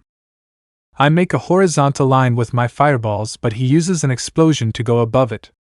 This doesn't look very good. I think he has figured out how to deal with my fireballs without slowing down already. This time, I make a big, spinning X with my fireballs and put it in his way. He can't go around or above it, so he is forced to use an explosion to clear his path. The explosion makes him lose his momentum, giving me more space to get away. I keep on running and slowly make more spinning X things and put them in his way, but he blasts through each of them and is slowly catching up to me. Shoot, I'm almost at the exit. I'm not letting you get away, Kaken yells at me. The way that my quirk works is that the sweat glands on my palms secrete something like nitroglycerin and I use that to make my explosions. Assuming that my design requests were fulfilled, this gauntlet should be storing that fluid. He puts his arm with the gauntlet on his wrist forwards and puts his other hand on the trigger. Wait, don't tell me that he's going to launch the fluid at me and explode it. Bakugo, stop it now. Are you trying to kill both of them? I hear Almight say through my earpiece. Kaken should be able to hear it in his earpiece too, but he's not stopping. As long as it's not a direct hit, they won't die from it, he says, pulling the trigger. To me, it feels like it's going in slow motion. I see the fluid coming my direction, already starting to explode, and I do the only thing I can think of. I turn into a human and I activate One for All in my arm and punch, yelling, Detroit Smash! The force of my quirk and his explosion collide and my punch breaks my arm, but it also breaks up the explosion. The force of the punch knocks Kaken very far back, past Ida. I see him slowly get up, so I pick up the bag with my other hand and I start running towards the exit, still as a human because I can't run as a fox only using 3 legs. I look back and see that Kaken is already coming after me, and pretty fast too. I get pretty close to the exit, but then I hear behind me, You're not going to win today, I still have another gauntlet. Is he going to do it again? I only have one arm left. I see him aim his other gauntlet at me and his hand go to the trigger. As soon as he does that, I hear Almight say, Stop it! Are you really trying to kill them? In my earpiece. It'll only knock them out, Kaken yells. He pulls the trigger and I immediately drop the bag and use one for all in my last arm for another punch and yell once again. Detroit Smash! The punch breaks my arm again, but it also breaks up the explosion again and sends Kaken flying again. Now I have no arms I can use and I still need to get the bag to the exit. Though I think I have an idea. Uraraka, are you alright in there? I say. Yeah, just a little cramped, she says. Does your quirk let you make yourself weightless? I ask her. Yes, but I get extremely nauseous from it, she says. Can you do it for just a little while? I ask. I'll do it right now, she replies. Now without her weight, I push the bag around with my foot while running, like how people used to play soccer before quirks existed. I look behind me and see Kaken getting up again, looking really angry. He starts coming towards me again, and I start running faster and kicking the bag instead of just pushing it now. I get to right in front of the exit but see Kaken launching himself towards me, about to hit me. I give the bag a good kick past the exit, and I jump at the exit right when Kaken reaches out with his hand and makes an explosion, yelling, Die!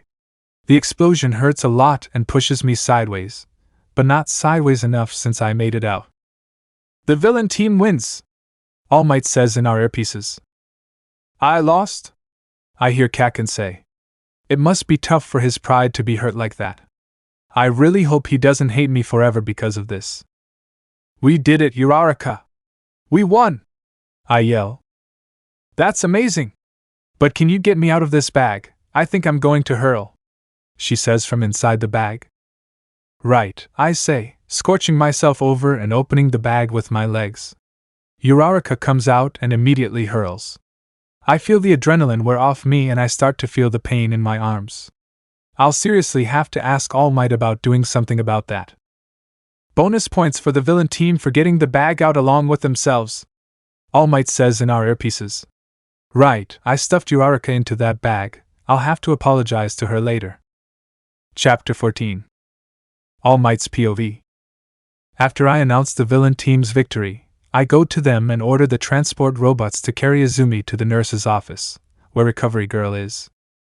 Let's go back, we can watch the other matches between the other teams, I say to the remaining students who were in the exercise.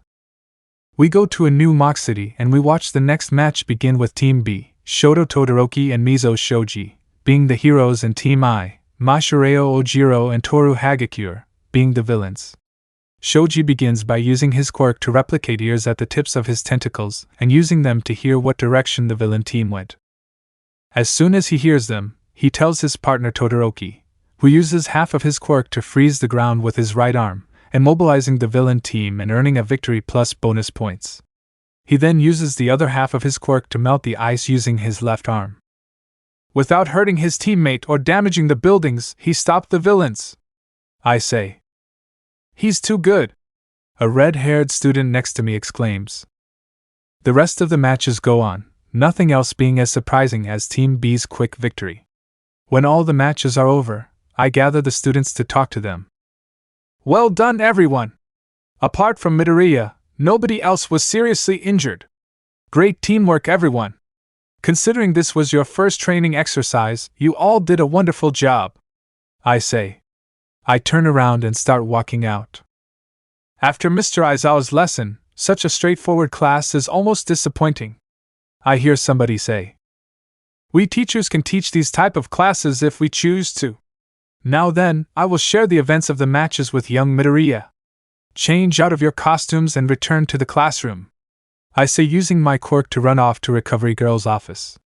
I look back at Bakugo, seeing him devastated. Based on what Izumi told me before, Bakugo's pride must have been seriously hurt. With his ego, his heart must be fragile. As his teacher, I'll have to give him some counseling. But right now, I'm almost out of time for my muscle form just from that class. When I get to Recovery Girl's office, I'm in my true form. I see Izumi asleep in a hospital bed with casts on both of her arms. She just entered the school, but this is her third time here. Why didn't you prevent this? She says. I apologize, Recovery Girl, I say. It's not me who you should be apologizing to. Yesterday and today, she's come to me like this. She's exhausted, so all we can do is wait for her to heal on her own. I know that you gave her your power, but you can't be playing favorites here, she says. Yes, I understand, but can you bring your voice down when discussing One for All? All the staff here know about my injury and my true form, but only you, the principal, Midoriya, and an old friend of mine know about my quirk. I say. Is it that important that you are known as a natural-born hero and the symbol of peace? She says. If I weren't here, this society would be ruled by evil. That is the responsibility of those trusted with this power. I say. Then it's more important that you teach her correctly, she says, facing Izumi. She's right, I need to teach Izumi how to control One for All. Izumi's POV. When classes finish. Ah man, Mr. Aizawa is really going to get me for skipping the rest of the class. I walk into the 1A classroom and a red-haired kid says, "Hey, Midoriya is back." I am then surrounded by people who start congratulating me. The red-haired kid says to me, "I don't know how you did all that, but that was a wild battle."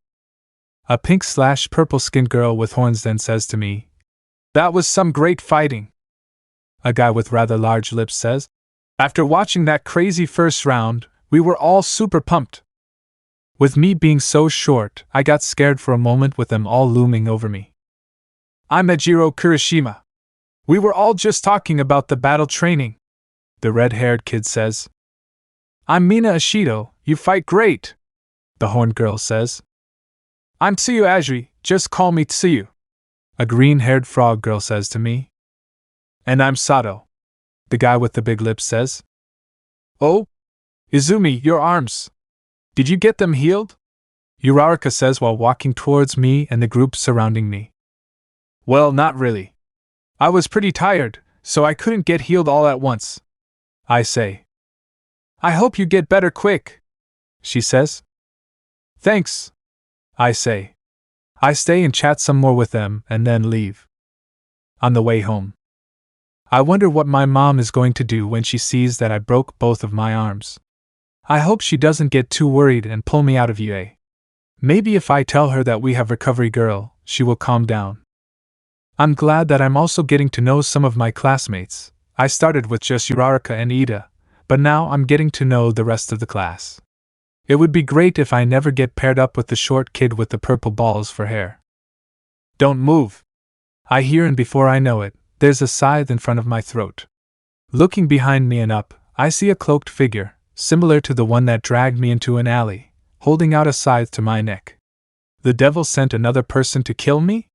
I can't move or else he'll kill me on the spot. I can't turn into a fox to escape either because my arms are broken. I'll have to use a fireball on my tail to take him out, but I've never intentionally killed somebody. I start. WH-, but the guy says, "No speaking or I'll cut your throat." I can't talk? That means I can't buy any time for a hero on patrol. I really have to kill him. Maybe if I make 2 fireballs and send them at both his arms, I can be free of the scythe and run away? But I don't even know what quirk he has or if he even has one. It's my only option though, I'll have to do it. I make 2 fireballs on my tails and send them at his arms. His arms practically melt and drop the scythe and I take off. I look back, but unluckily it looks like he has a super regeneration quirk since his arms start coming back. He picks up his scythe and starts running after me. I start quickly sending fireballs from my tails at him, but he moves around them and regenerates any parts that are damaged. He's catching up too because his legs are longer than mine. I run and yell for help, hoping any heroes nearby will hear me. I eventually run into a hero, and he takes care of the guy while I run away. So the devil really was serious? I'm going to have to watch my back all the time now. I don't think telling my mom about it would help me. She would keep me home all the time with police or something like that. I might tell Uraraka, Ida is too serious. Time skip to class the next day. My arms are feeling better, but I wonder what we're going to do today. Maybe another quirk evaluation? Mr. Aizawa walks into the classroom after a few seconds. He says to the class, "Sorry if this announcement is sudden, but today you'll be picking a class president. That's such a normal school thing. for today we're saved from any brutal training. I want to be president. The position was made for me.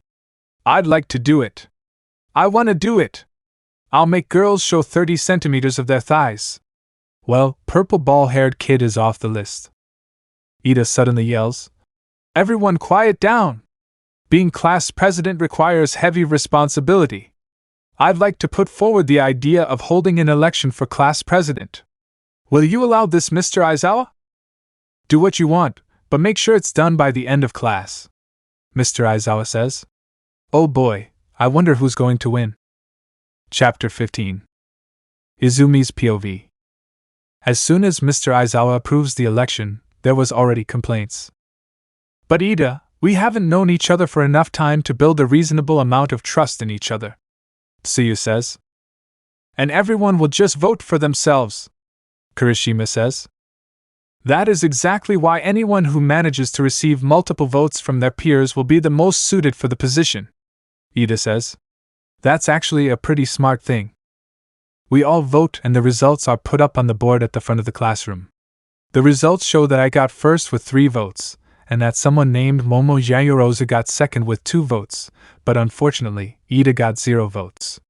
That makes me president and Yayorozu vice president. But why did they vote for me? Why didn't anybody vote for Ida instead? What the hell? Why did they vote for Shorty instead of me?" Kaken yells. Obviously, he's mad about this, but he's really never had a chance of winning. 0 votes. I thought so. This is the harsh reality of the sacred position of leadership, Ida says. Yayorozu and I are called up to the front of the classroom to be presented to the class. "Well, your president is Izumi Midoriya and your vice president is Momo Yayorozu," Mr. Aizawa says. "SS seriously?" I say. "What a shame," Yayorozu says. "Yeah, I really don't look like a class president right now. I know Midoriya has the right things for this. And Yayorozu is one of the students who got in through a recommendation," some people say. It's true, she did get in because she was so good she got recommended and didn't have to take the regular entrance exam. I just hope that they are right about me having the right things to be a good class president. Lunchtime. At lunch, there is a huge amount of students walking around in the cafeteria. Uraraka, Ida, and I sit down at a table with other people, but I have to sit on my legs to get my head higher over the table. "There sure are a lot of people here," I say. "Besides the hero course, there are the support and business courses here. All the students from those courses gather here for lunch as well," Ida says. "This rice tastes great," Uraraka says. "I'm just worried about if I can really be a good class president," I say. "You can," Uraraka says. "You have no need to worry. Your decisiveness in a pinch make you perfectly suited for class president. That's why I voted for you," Ida says. "So he's one of the people who voted for me." "But didn't you want to be class president?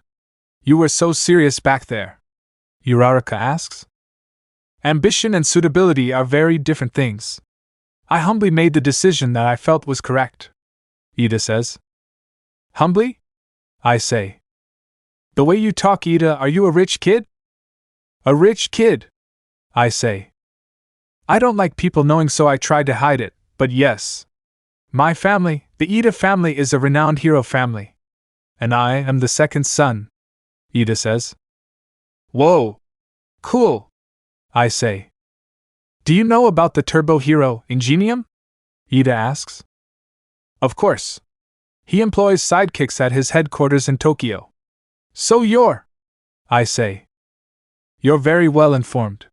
"Yes, he is my brother," Ida says. "Wow," Uraraka and I say. "He leads people by sticking to the rules and regulations no matter what. It's my admiration for him that inspired me to become a hero as well. Though I see that I am not yet ready to lead anyone. As the superior candidate, I was correct that the role belongs to you, Midoriya," Ida says. Just like how I look up to Almight, Ida looks up to Ingenium. Just as I thought, an alarm goes off. "An alarm?" I say. "Security level 3 has been broken. All students, Please evacuate the building calmly and in an orderly fashion, a speaker says. 3? Uraraka says. What's security level 3? Ida asks a random third year. It means someone's broken through security and gotten inside the building. It has never happened in my 3 years here. Anyways, get out of here, the third year says. Everyone in the cafeteria starts rushing towards the exit, bringing us along with them. Everyone is pushing and shoving each other in order to get out faster. This isn't good for me because I'm really short, and I could probably get trampled. Such a rapid response to danger. I'd expect nothing less from this great institution, Ida says. I think it's a little too rapid. Everyone is panicking, I say. I get caught between two people running and get pushed away. I'm going down, I yell. To avoid getting trampled, I jump up and onto a random person's back and hold on. In all the panic, they don't notice me, so I climb up onto their head. I look back and see Ida pushed against the glass in the hallway, looking outside. He then yells something at Uraraka, and she reaches over and makes him float. He floats up and uses his quirk to propel himself forward in the air and slams himself on top of the exit sign. He then yells very loudly, "Everything is fine. It's only the press.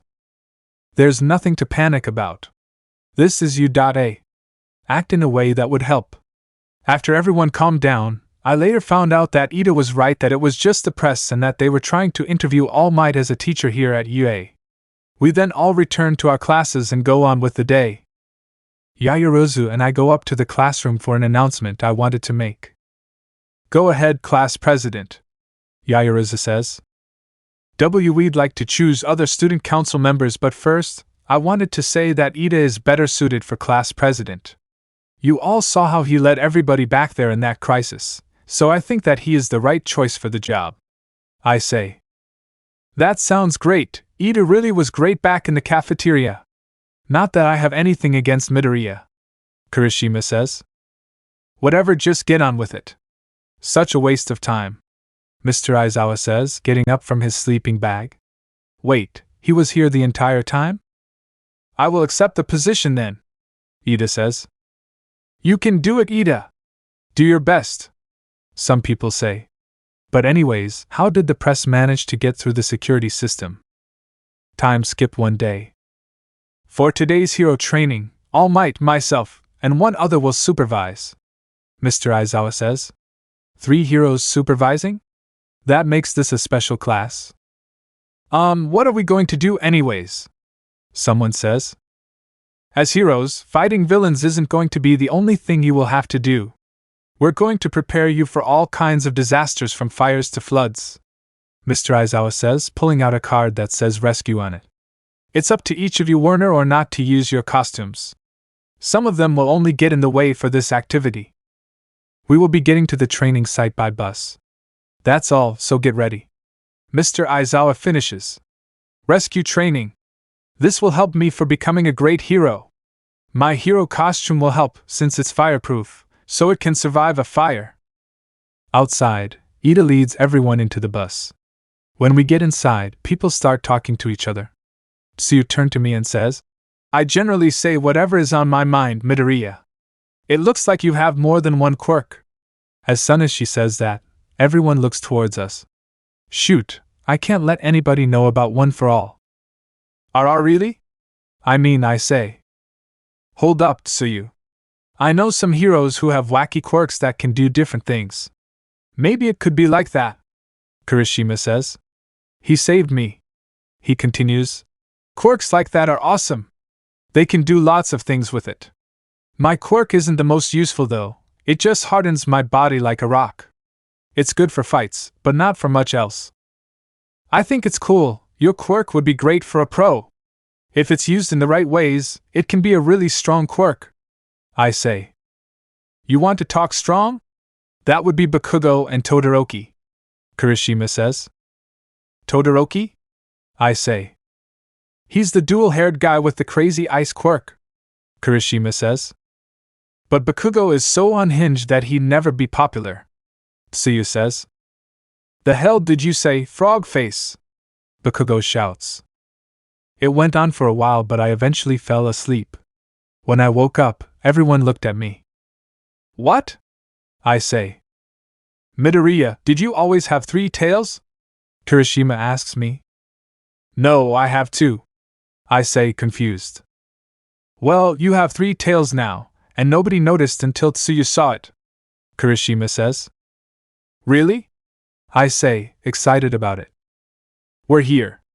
Look sharp now, Mr. Aizawa says. I can't wait to see what new things I can do now that I have 3 tails. Chapter 16. Izumi's POV. We get off the bus and enter a huge dome.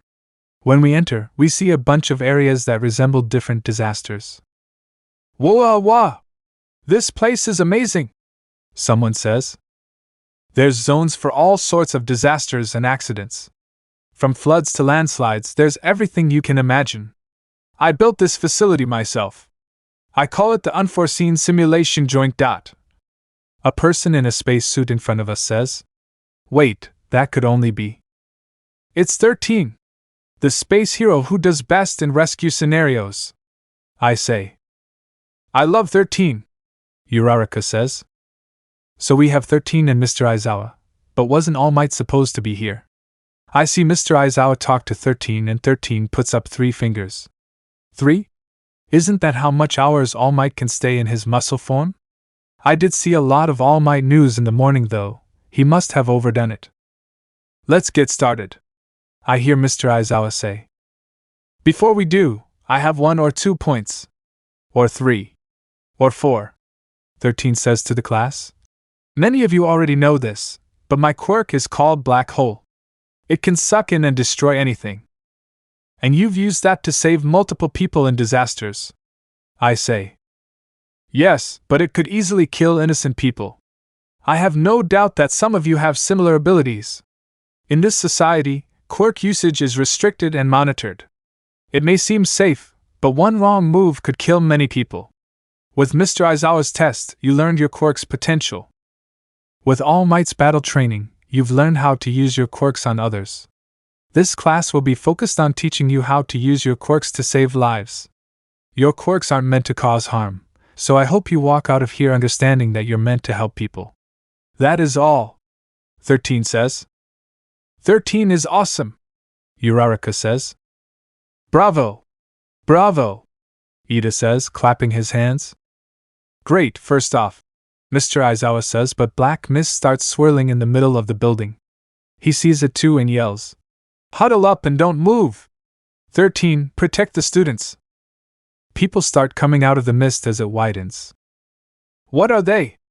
More battle robots like from the entrance exam? Kirishima says. These aren't fakes. Those are real villains, Mr. Aizawa says. Where's All Might? We've come all this way and brought so many playmates. I wonder if some dead kids will bring him here? A man in the middle says. He has hands that aren't his all over his arms and his head. He also has blue hair. Who is this guy and what do they want with All Might? Villains? No way. What villains would be dumb enough to sneak into a hero's school? Someone says. Aren't there intruder alarms? Yayarosa says. Yes, of course there are, 13 says. One of their quirks must be jamming them. This place is far away from the campus, and this is a time where there's less people around, so maybe they're not as dumb as they seem. They must have a goal, because this is a well-planned attack, Yayarosa says. 13. Evacuate the students and try calling the school. One of these villains is jamming the sensors, probably one with an electric-type quirk. Kaminari, try using your quirk to signal for help, Mr. Aizawa says. On it, Kaminari says. I guess he must have an electric-type quirk, but Mr. Aizawa, you can't fight them all. Against all of them, you can't erase all of their quirks. Head-on battle isn't dash, I say, but Mr. Aizawa cuts me off. No good hero relies on one thing. 13, take care of the students, Mr. Aizawa says, as he jumps off towards the villains. Range squad, get him. Our intel didn't say anything about anybody besides All Might and 13 being here, but since he's coming at us alone, we'll have to kill him too, a villain says. Huh! I can't shoot, another villain says. You idiots! That's Eraserhead. He can cancel your quirk just by looking at you, another villain says. He cancels quirks? Let's see if that works against us that have quirks that morphed us, a villain with multiple arms says. No, it doesn't. But you guys usually do close quarters combat, so I've come up with countermeasures for that, Mr. Aizawa says, using the scarf he has wrapped around his neck to tie up and throw the villain. Whoa! He can hold his own even when he's outnumbered, I say. This is no time for analyzing anything. Hurry up and evacuate, Ida yells at me. We all turn around and go for the exit, but the mist appears in front of us, blocking our way. I won't allow that, the mist says. So it's someone's quirk? Greetings, we are the League of Villains. We've come here, to U.A, to end the life of Almight, the symbol of peace. We thought that he would be here, but it appears his schedule may have been revised. Well, my role remains the same, he says. I see the cap on one of 13's gloves fingers come off, but Kirishima and Kaken rush at the mist guy, Kaken making an explosion and Kirishima striking it with his hardened arm. That was close. Even if you are students, you are the best of the best, the mist guy says, seemingly not affected much. No, get back! Both of you, 13 says. The mist guy spreads his mist over all of us, making it completely black. When the mist clears, I'm in the air, falling into a lake. The flood zone? I got teleported? That must be the mist guy's quirk. I land in the water, and when I look around, there's a shark guy in there. Shoot, fire won't do anything here, and if I use one for all, I'll have one less arm I can use. There you are.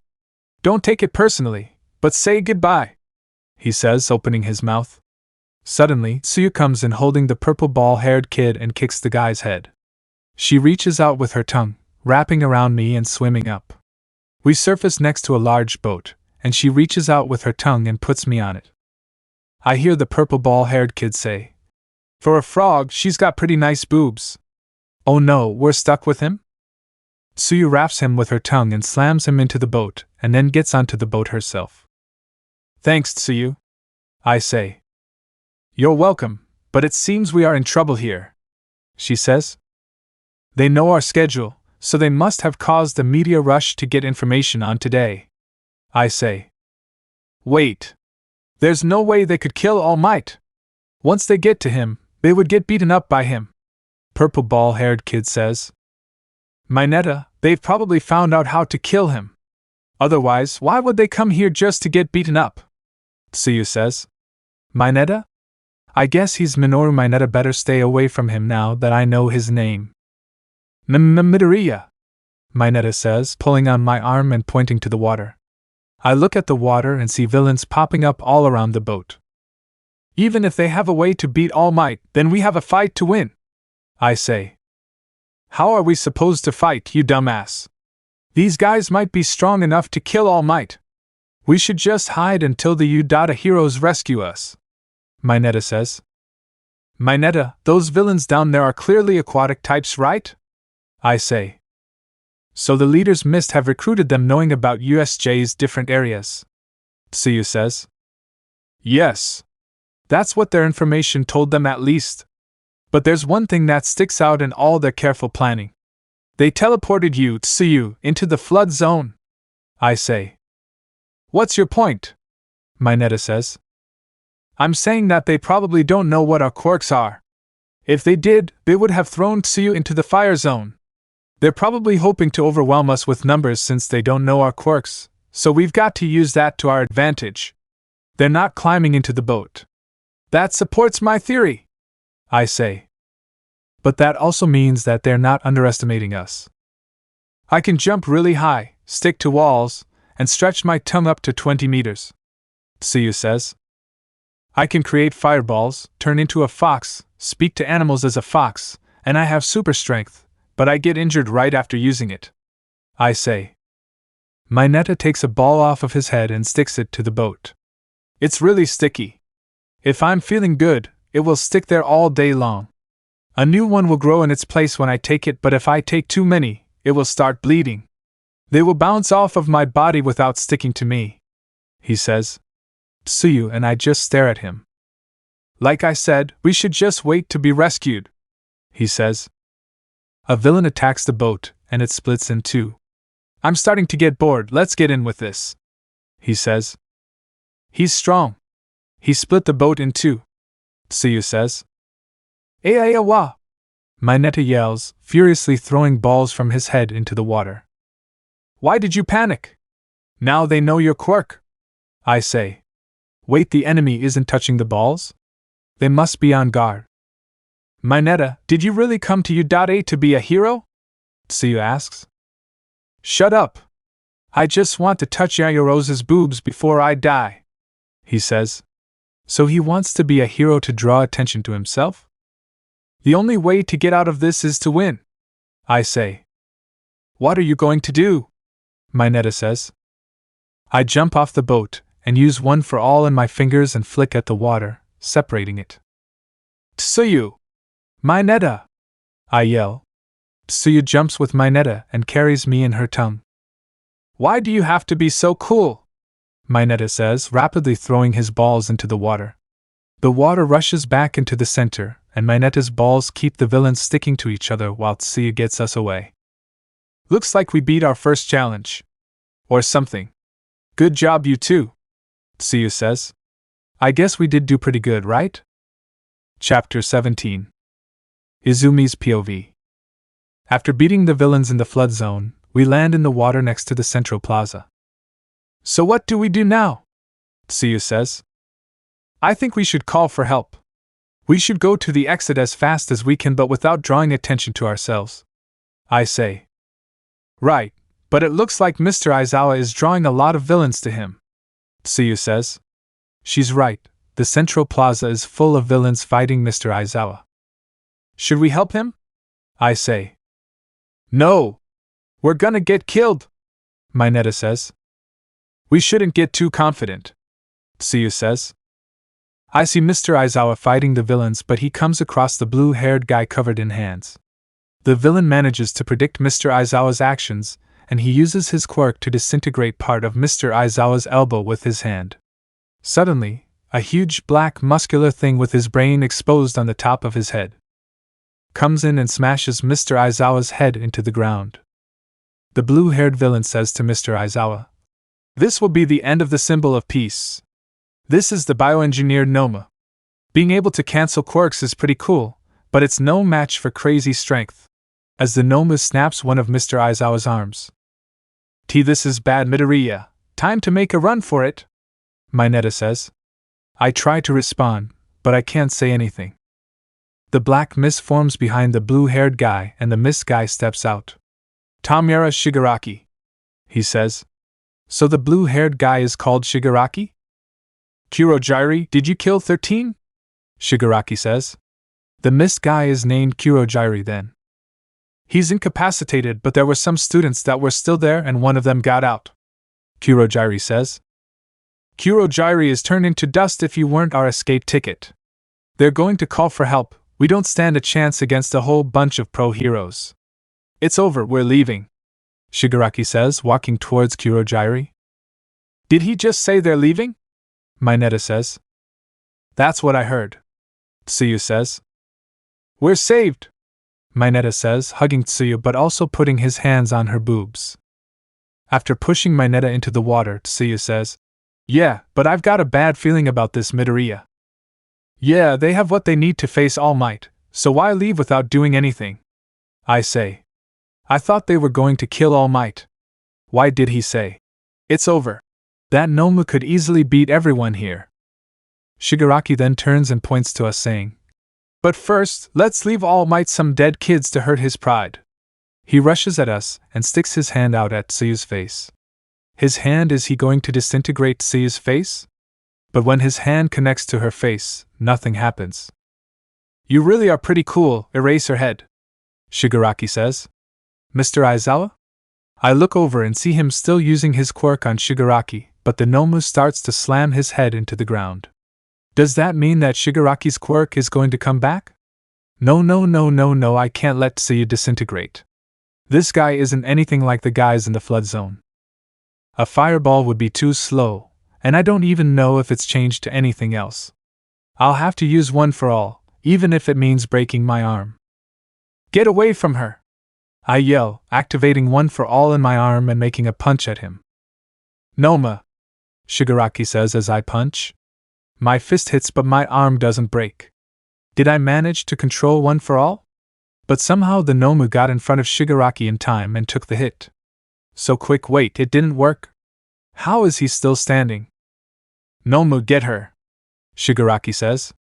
The Nomu reaches for my arm but I turn into a fox to escape his hand, and before he can do anything else, the door at the entrance goes flying and I see All Might standing there. All Might! My Netta yells. Everything will be alright, I am here, All Might says. Wait, he's not smiling like he always does. He jumps off towards the center, defeating all the remains minor villains in a second and picks up Mr. Aizawa's body. He then looks over to us, and he grabs all of us in a second and takes us away. Everyone, go to the entrance. Take Aizawa, he's unconscious, he says. He's fast.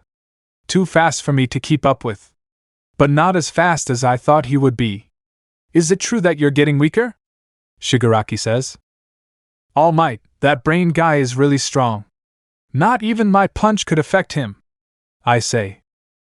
I'll take care of him, All Might says, giving me a thumbs up. He quickly goes up to the Noma and punches its stomach, but it doesn't affect it much. How do you like the Nomu? He's got shock absorption, so your attacks are useless, Shigaraki says. I'll have to get around that then, All Might says, picking the Nomu up and slamming it head first inside the ground, causing the ground to explode. The Nomu gets out of the ground and tries grabbing All Might, but he ducks under his arms and punches him in his stomach, and then tries picking up the Nomu again, but the Nomu dodges it, and grabs All Might instead and throws him on the ground. He punches All Might where his injury is and then tightly grabs the area of the injury, which really affects All Might. I can tell All Might is struggling from how difficult it is for him to get out of it. All Might! I yell, running up to the Nomu and putting a fireball in his face, blinding him for the moment, and then using one for all on his arm, making him lose his grip just enough for All Might to get out. Unfortunately, my arm breaks from the punch. Hurry up and go, All Might says to me. But, I say. I'll take care of him, All Might says. I run back to Tsuyu and Mineta and help them carry Mr. Aizawa to the entrance. All Might directs a punch below the Nomu which destroys the ground he's standing on. The Nomu loses his footing and All Might goes up to him and tries punching his face this time. The shock absorption lessens the impact, but I can see that the punch was more effective. All Might says, even shock absorption has its limits, and they both start exchanging blows rapidly. A hero should always know how to get through trouble. This shock absorption is meant to withstand my punches? I'll just have to go past my 100% punches. Say, villain, do you know the meaning of plus ultra? All Might says, continuing his assault with punches and then giving the Nomu a final blow to the stomach, sending it flying and out of the USJ building and creating a large dust cloud. Well then, villain, how about we finish this? If you can take me, bring it, All Might says. But why isn't All Might ending it right now? Right, he's pushed past his limit all this time. He's bluffing, but if Shigaraki goes after him, he's in big trouble. Arg, if only we still had Nomu, he was facing him so well, Shigaraki says. Kurojiri appears beside Shigaraki and says, Tamura Shigaraki, Nomu did do some damage. The reinforcements from the school aren't going to arrive here in a while. If we face him together, we can take him down. Right, he's right there. We can do this, Shigaraki says. All Might will take care of the other villains, let's get out of here, Mineta says. I'm the only one who knows the danger All Might is in. This is revenge for Noma, Kurojiri says, both him and Shigaraki running at All Might. I use one for all in my legs to jump at them and yell, Get away from All Might! While using one for all in my arm that hasn't broken yet, and I try punching them, but Kurojiri makes a portal in which Shigaraki sticks his hand through, the other end of the portal on top of my head. Right as his hand is about to touch my head, it gets shot by a bullet. Who? Sorry, we're a little late. We brought everyone that we possibly could, someone says by the entrance. I land on the ground and look over to see a bunch of heroes standing by the entrance along with Ida. Ow, but my limbs hurt like crazy. At least my last arm didn't break when they avoided the punch. They're here, it's time to go Kurogiri. There's no way we can beat them, Shigaraki says. Kurogiri makes an escape portal and Shigaraki starts moving towards it, but the hero who shot the bullet before shoots many more bullets at Shigaraki. Shigaraki rushes into the portal, but before leaving he says, "You may be alive right now, but the next time we meet you're dead, All Might." I see Kirishima yell, "Midoriya, you alright?" and start running over to me. Wait, if he gets here he'll see All Might in his skinny form. I yell, "Kirishima, why dash?" But a huge concrete wall comes up from the ground blocking Kirishima. "You students need to head over to the gate. We will take care of the wounded," the person who made the wall says. Wait, cement? That's Cementos. He can control concrete when he touches it. Thanks for that, Cementos. That was close, All Might says. No problem, let's get you to the nurse's office. But seriously, you've got to stop overdoing it, Cementos says. They were so strong I had to overdo it, All Might says. Time skipped 2 days. I got healed, but All Might thinks that his limit is getting shorter. He said that he would start to teach me about controlling one for all. But right now, it's heroics class. Everyone sit down! Class is about to start, Ida says. We are sitting down. You're the only one standing, someone says. The door to the classroom opens and Mr. Aizawa comes in, completely covered in bandages. You're back already? Another person says. You shouldn't waste your time worrying about me. Save all of that because the Udata Sports Festival is near, Mr. Aizawa says. Chapter 18. Izumi's POV. Sports Festival? But there was just a villain attack, isn't this pushing our luck? Someone says. As U.A, it's necessary for us to hold this event. Having the sports festival will show that U.A is capable of properly dealing with these types of situations. Before Quirks, the Olympics used to be the greatest event where people all over the world knew about it. But now, the Olympics isn't what it used to be. And for the people of Japan, our sports festival has taken its place, Mr. Aizawa says. All the pro heroes from around the country will be there watching, Yaoyorozu says. Once we graduate, they'll hire us as sidekicks, Kaminari says. And most of them stay sidekicks forever. I bet you will end up like that, the girl next to him says. Getting picked up by a popular hero would boost your popularity. The students from all courses will be there, and they will be split up by grade, so this is the only chance you will get this year, Mr. Aizawa says. When will the sports festival be? Kirishima asks. It will begin in 2 weeks. Use those 2 weeks to prepare for it, Mr. Aizawa says. Prepare now that I think of it. I haven't tested what I can do now that I have an extra tail. Lunch with All Might in the break room. You remember how I fought the Noma back at USJ? Well, back then I was pushing my limits really hard and now I can only maintain my muscle form for 50 minutes. All Might says. What? But that's too short, I say. I'll make a plan to deal with that, but I wanted to talk to you about the sports festival. How are you feeling about it? All Might says. Well, I'm not too worried about my quirk, but I still can't control one for all. But there was that time when I punched a villain and my arm didn't break, I say. Really? What did you feel was different about that punch? All Might says. I think it was that it was the first time that I used it on someone, I say. So your body held you back without you knowing it. Try to remember the feeling of that punch the next time you use one for all. If you'd like, I could help you with that, All Might says. I'll call you sometime for help, I say. Just make sure that you show everyone there what you can do, All Might says. Got it, I say. At the beach after school. This should be great for seeing what I can do now with 3 tails. Let's see, fireball. I try making a fireball and sending it into the ocean, but instead it makes a wave of fire instead. It's not very big though, so its only use would be if I happen to get into close combat. I wonder what upgrade my fox form got. Maybe I can shoot fire out of my mouth. I turn into a fox to try to do that, but as soon as I open my eyes, I start hearing way more things than before, and I can smell much more too. I got enhanced senses? This would be great for going in unknown places, since I can hear and smell things ahead. I need to know what my other senses are like now.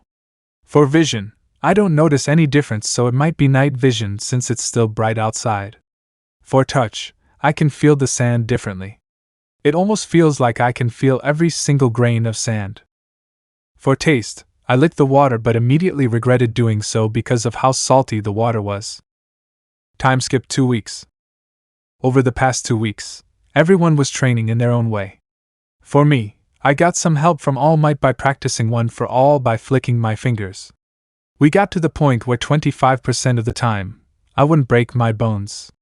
I also managed to control when my enhanced senses would turn on so I won't get hurt by extremely loud noises or strong scents. But all of that aside, today is the Udata Sports Festival. As everyone is in the waiting room for the first year stadium, Ida yells, "Is everyone ready? It is about to begin." "I wish they could have let us have our costumes on," someone says. "They're not allowed, so it could be fair for the other classes," another person replies. "How are you feeling, Izumi?" Uraraka asks me. "I'm really nervous, but I'll do my best out there," I say. "It's time to go out now," Ida says. The entire class walks out the doors and into the stadium, and I stay next to Uraraka. When we get in the stadium, I hear President Mike introduce the class and the huge crowd cheering like crazy. He then introduces the other classes as they come out, and we all then line up in front of a small platform for the referee, which this time is the hero Midnight. But why choose Midnight? Because of the way her quirk works, it's more effective when she removes her clothes, which makes her R-rated. "She's R-rated hero, should she really be at a high school?" someone said. "Sure, don't complain," Mineta says to the person. "Listen up! It's time for the athlete's oath. Come up here, representative of Class 1A, Katsuki Bakugo," Midnight says. "Why is he the representative?" I ask a random person. "It's because he got the most points in the entrance exam," they say. "Man, this can't be good if it's Kaken doing it." He goes up to the platform and says, "I swear that I'll crush all of you." I knew it, he's already causing issues. The other classes start booing him, and our class. Why did he have to bring down our class along with him? A screen comes up behind Midnight, and she says, "Well, anyways, it's time for the qualifying round. The event for the qualifying round this year will be Stairway to Heaven." As soon as she says that, Stairway to Heaven comes up on the screen. Midnight continues, "In this event, there will be a huge staircase with no railings in which you must all climb. Everyone will be going up those stairs at the same time, so as long as you don't mess with the spectators, you can freely use your quirks to get yourselves up there. There will be cushions at the bottom, as we expect many of you to get knocked off by others. But of course, if enough people get to the top, it will end and everyone who hasn't made it will be disqualified. If you guys take too long, we'll end it and take the amount of people closest to the top. If anybody hurts the spectators, harms the cushions on purpose, or destroys the stairs, you will be disqualified. That's all."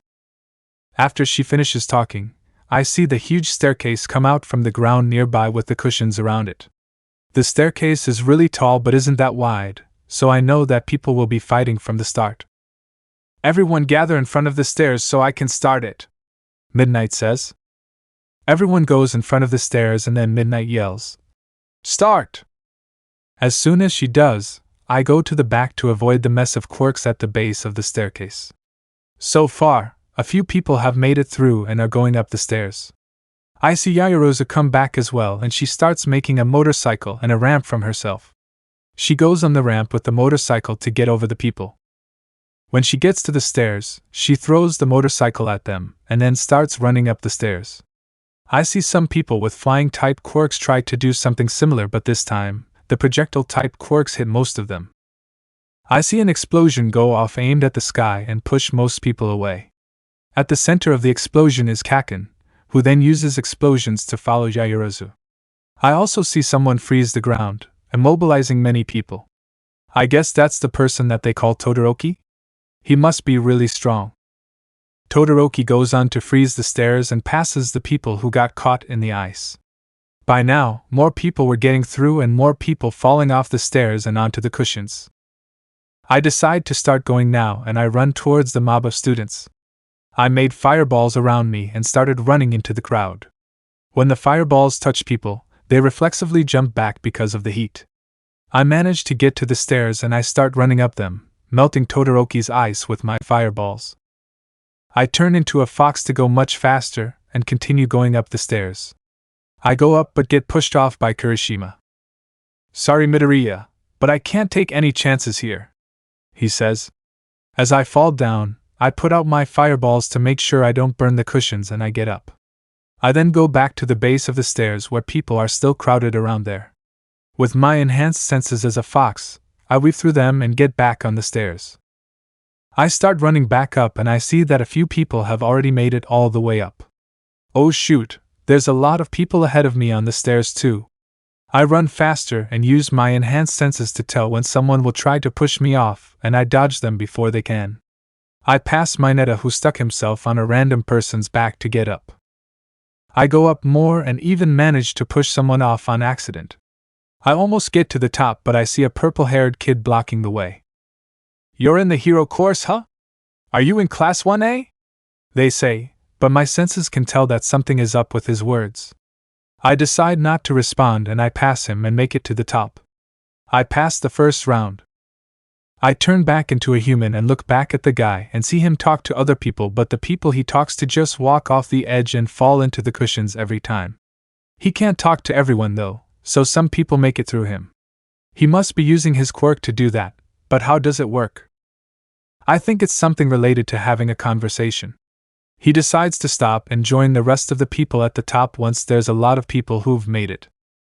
"Oh, there you are, Izumi. I was wondering where you were," I hear Uraraka say behind me. "Hey Uraraka! I'm glad you made it through," I say, turning around. "I think the entire class made it," she says. "Really? That's Gria-dash," I say, but I get cut off by Midnight yelling, "It's over! Enough people have made it up! Let's see who made it through!" In the end, 42 people passed on to the next part. The first 42 people who made it to the top will advance. "Now it's time for the second event," Midnight says, the screen popping up behind her. Chapter 19. Izumi's P.O.V. The second event will be Point Stealers. For this event you will be split into 6 groups of 5, but there will be 2 groups of 6. We will have 2 rounds with 4 teams competing in each. There will be a ball that will give each team 1 point for every 10 seconds it is held by them. When the round starts, you can freely use your quirks, but you have to stay together as a group. Each round will be 10 minutes long, and for those 10 minutes, so your team should try to get as much points as they can. Only the top 3 scoring teams will make it through.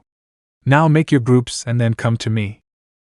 Only the first 2 groups of 6 that comes up to me will get to stay as a group of 6. Midnight says. I immediately go to Uraraka and ask her, "Want to be on my team?" "Yes," Uraraka says.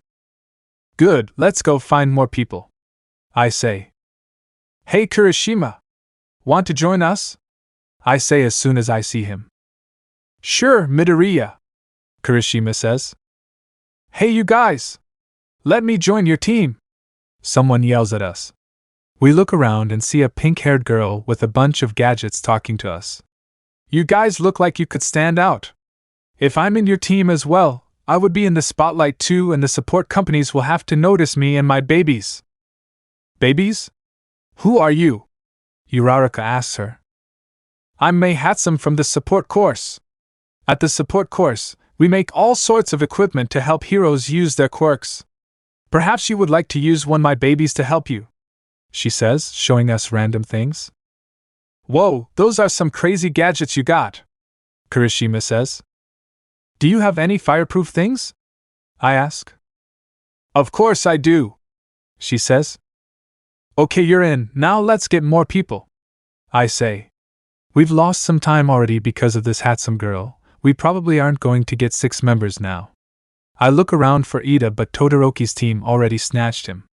Dang it, I was counting on Ida for our attack power. I look around and see that a person with a bird head hasn't been taken yet. He's in our class, I think his name is Tokoemi. I remember seeing him with a dark puppet thing that he could control. I think that he could be useful. I go over to Tokoemi and ask him, Hey Tokoemi, could you join our team? Yes, thank you for choosing me, he says. I look around and see that there are already 2 teams of 6. One of them is the purple-haired kids from before. His team has a bunch of people from Class 1A and 1 person from Class 1B. I see Todoroki's team and it's made up of Ada, Kaminari, Yaoyorozu, Todoroki, and Kaken. I don't think that Kaken would take orders from any of them, but the team is really strong either way. After everyone's team is registered, Midnight says, Looks like you all got your teams. Let's split you up and get started. The 8 teams are split to 4 teams for each round. My team gets put into round 1 and luckily, Todoroki's team is in round 2 but the purple-haired kid's team is in round 1. The teams in round 1 spread out around the edges of the stadium, while the teams in round 2 go out and watch. I get an instant fireproof spray so I can use more fire without having to worry about my clothes from Hatsum and a jetpack for Uraraka. Midnight says, 3, 2, 1, go! And the ball drops into the middle. Let's check out their quirks first, and then we'll go after the ball, I say to my team. Got it, Midoriya, Kirishima says. A team from Class 1B manages to grab the ball first, but the 2 other teams goes after them. They run away from them and end up going towards us. Tokoemi and Kirishima, let's get into a fight with those guys to distract them. Hatsum, look for an opening and use your robotic arms to grab the ball. When we get the ball, everyone hang on to each other and Uraraka will float us and escape with the jetpack, I say. Tokoemi, Kirishima, and I run into the other team with Kirishima taking the hits with his hardening. When we get up close to them, Tokoemi uses his dark shadow to fight 2 people as best as he can. Kirishima and I try fighting 3 people, one of them being the guy holding the ball. I use my short wave of fire on them as Kirishima gets some hits on one guy. We continue fighting, but I see Tokoemi starting to struggle and the other teams approaching. Luckily for us, Hatsum saves us by finding the right spot to reach in and steal the ball. We go back with Kirishima blocking their attacks, and we hang on to each other while Uraraka floats us and uses her jetpack to fly over everyone. We're landing! Uraraka yells. How do you like my babies? Hatsum asks. They're great. They help a ton with escaping, I say. Yeah, they're pretty cool, Kirishima says. Hey, I'm stuck, Uraraka says, unable to lift her foot off of the ground. I look down and see that it's one of my Netta's balls that is sticking her to the ground. The other teams are almost here. Take off your shoe and go, I say. We take off, leaving Uraraka's shoe behind. We've got to check where we land next, I say. But it's hard with so many people after us, Uraraka says. Guys, there's a lot of people with ranged quirks, Kirishima says. Someone hit the jetpack, Uraraka yells. Sure enough, the jetpack has been hit and stopped working. My baby got hit, Hatsum says. We hit the ground, but luckily, it wasn't too bad thanks to Uraraka's quirk. The other teams rush in and come at us to steal the ball. We can't beat them, so buy as much time as you can for more points, I say, making a ton of fireballs and sending some small waves of fire. These guys are really tough, Kirishima says, doing his best to not let anyone get past him. I see Tokoemi trying to stall the people that made it behind us and Uraraka helping him by floating people. For the few people that do make it through, I send fireballs at them while Hatsum uses some of her gadgets to stay away from them. Slowly, the number of people getting through increases and it's too much to handle. Hatsum, give me the ball! I yell. Hatsum throws the ball towards me and everyone watches the ball. If I'm right, I say, using a big fireball to engulf the ball. The ball should be resistant to a lot of things and my fire won't melt it. Nobody tries to touch the ball with the fire around it, so it ends up in my hands. I turn into a fox and hold the ball in my teeth. I run in between people's legs until someone manages to kick the ball out of my mouth and their teammate catches it. The team takes off and the other teams follow them, leaving us behind. I turn back into a human and check for any injuries. You alright, Midoriya? You almost got trampled there, Kirishima says. I'm alright, it's Tokoyami I'm concerned about. Are you alright, Tokoyami? I say. I'm good. Dark Shadow and I got hit pretty hard, but it's not too bad, Tokoyami says. Uraraka, Hatsum, how are you two doing? I ask. I'm fine, I just need some air, Uraraka responds. Then my baby, Hatsum says, pointing at the broken jetpack. You can make another after this. Just focus on winning this event first, I say. Looking over at the other teams, I see that the purple-haired kid's team had the ball and has managed to get pretty far away from the teams chasing them. Hey guys, something just came to my mind. You see that guy over there with the purple hair and holding the ball? It's just a feeling, but try not to say anything to him, I say to my team. Got it, they say. Now let's go after them, I say. We run towards them and end up next to the other teams also chasing them. They eventually get to the edge of the stadium and are forced to turn around. They use their quirks intelligently and keep the teams back. Whoa, they got Oyama, Ashido, and Cyril working together to keep them back, Kirishima says. I can burn Cyril's tape, but we have to be careful of the lasers and the acid, I say. We charge in and manage to push the three out of the way, but we get stopped by the rest of the team. What are your names? The purple-haired kid says. We keep silent and fight the two guys who are defending. Looks like the fox taught a good lesson, the purple-haired kid says. He then separates from his team and talks to other teams and gets some of them to fight each other so he can escape. He's getting away. After him, I yell. He won't be going far. I'll take care of him with my babies, Hatsum says. Don't get hurt, I yell before she chases him. The other teams also go after him and my team goes with them. Hatsum trips him and takes the ball. She throws it at us again, but this time, Cyril's tape is going after it. I quickly get a fireball to burn the tape and cover the ball again and catch it. I pass it to Tokoyami, and we start running away from the other teams. 5 minutes left, I hear Midnight yell. Halfway? We can't lose the ball now. The other teams would definitely have some countermeasures by now. Chapter 20. Izumi's POV. Running away, I turn into a fox again and run with the ball in my mouth. We can't fly anymore because the jetpack broke, so we'll have to keep it for as long as we can and try to steal it back if a team takes it from us. Guys, let's regroup with Hashim, I say into my team's mind. Midoriya, was that you? Tokoyami says. It was her. She does that because foxes obviously can't speak English, Uraraka says.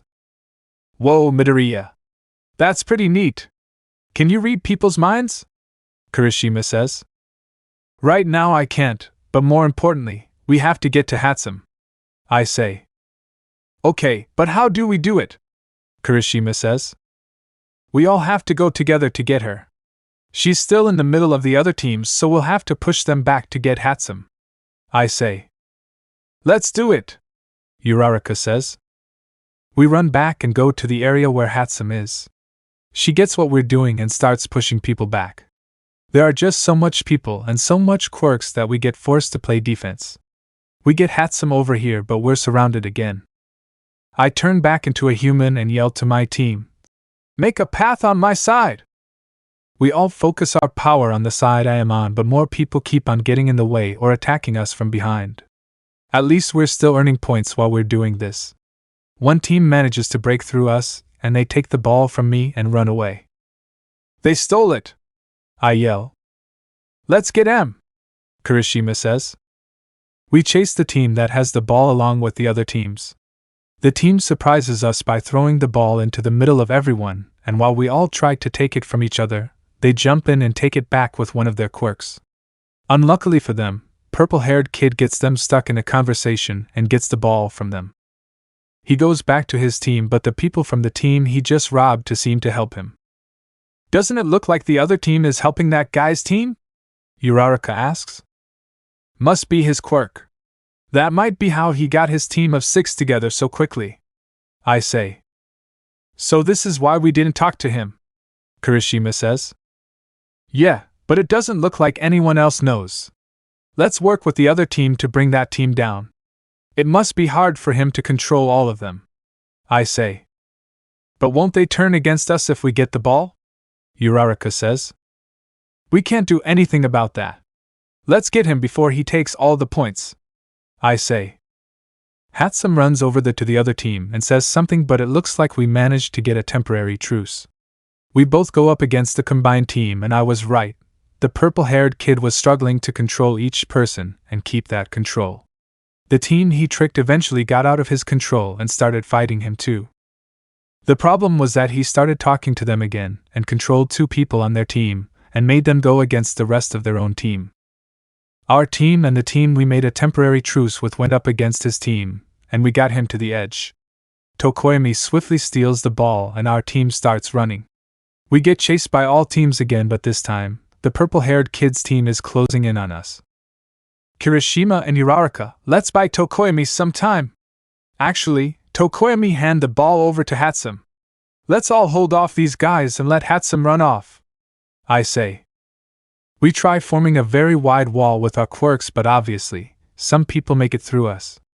They get to Hatsum, but she throws the ball straight up and then runs over to us. Are you guys alright? She says.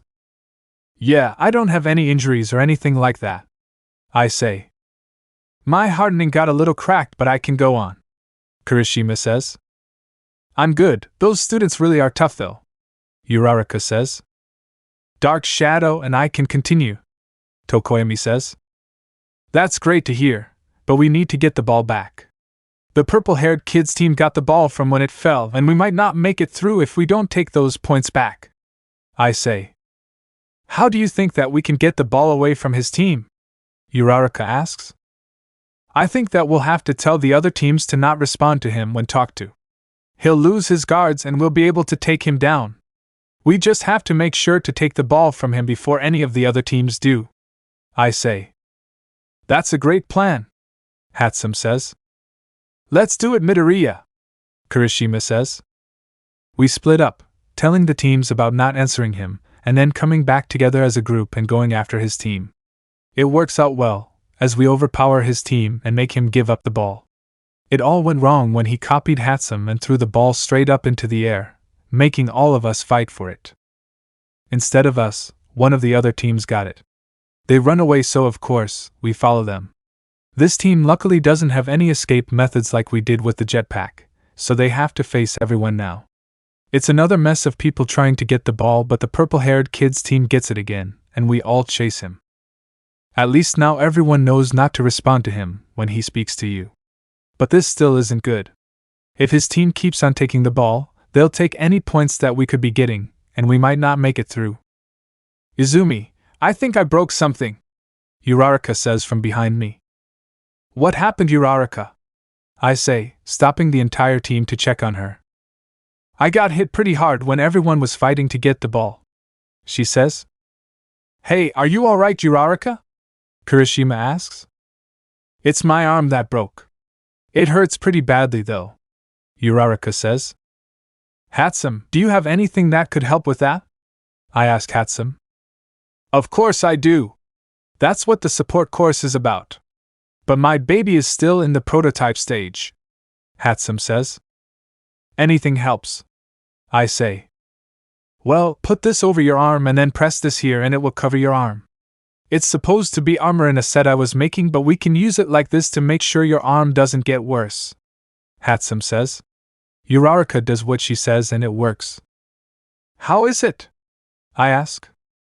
It still hurts, but I'll definitely need this to keep the pain from increasing, Uraraka says. 1 minute left, Midnight yells to everyone. We gotta get that ball for this last minute, Kirishima says. We're not the only team in a rush though. All the other teams are getting more reckless and aggressive. This causes the purple-haired kid to lose the ball to one of the teams. Everyone targets that team and they have to run away. We get to them and take the ball after some quick work from Tokoemi, Uraraka, and I. Now targeted by everyone, we manage to escape and run away. The other teams catch up to us and we go into defense again.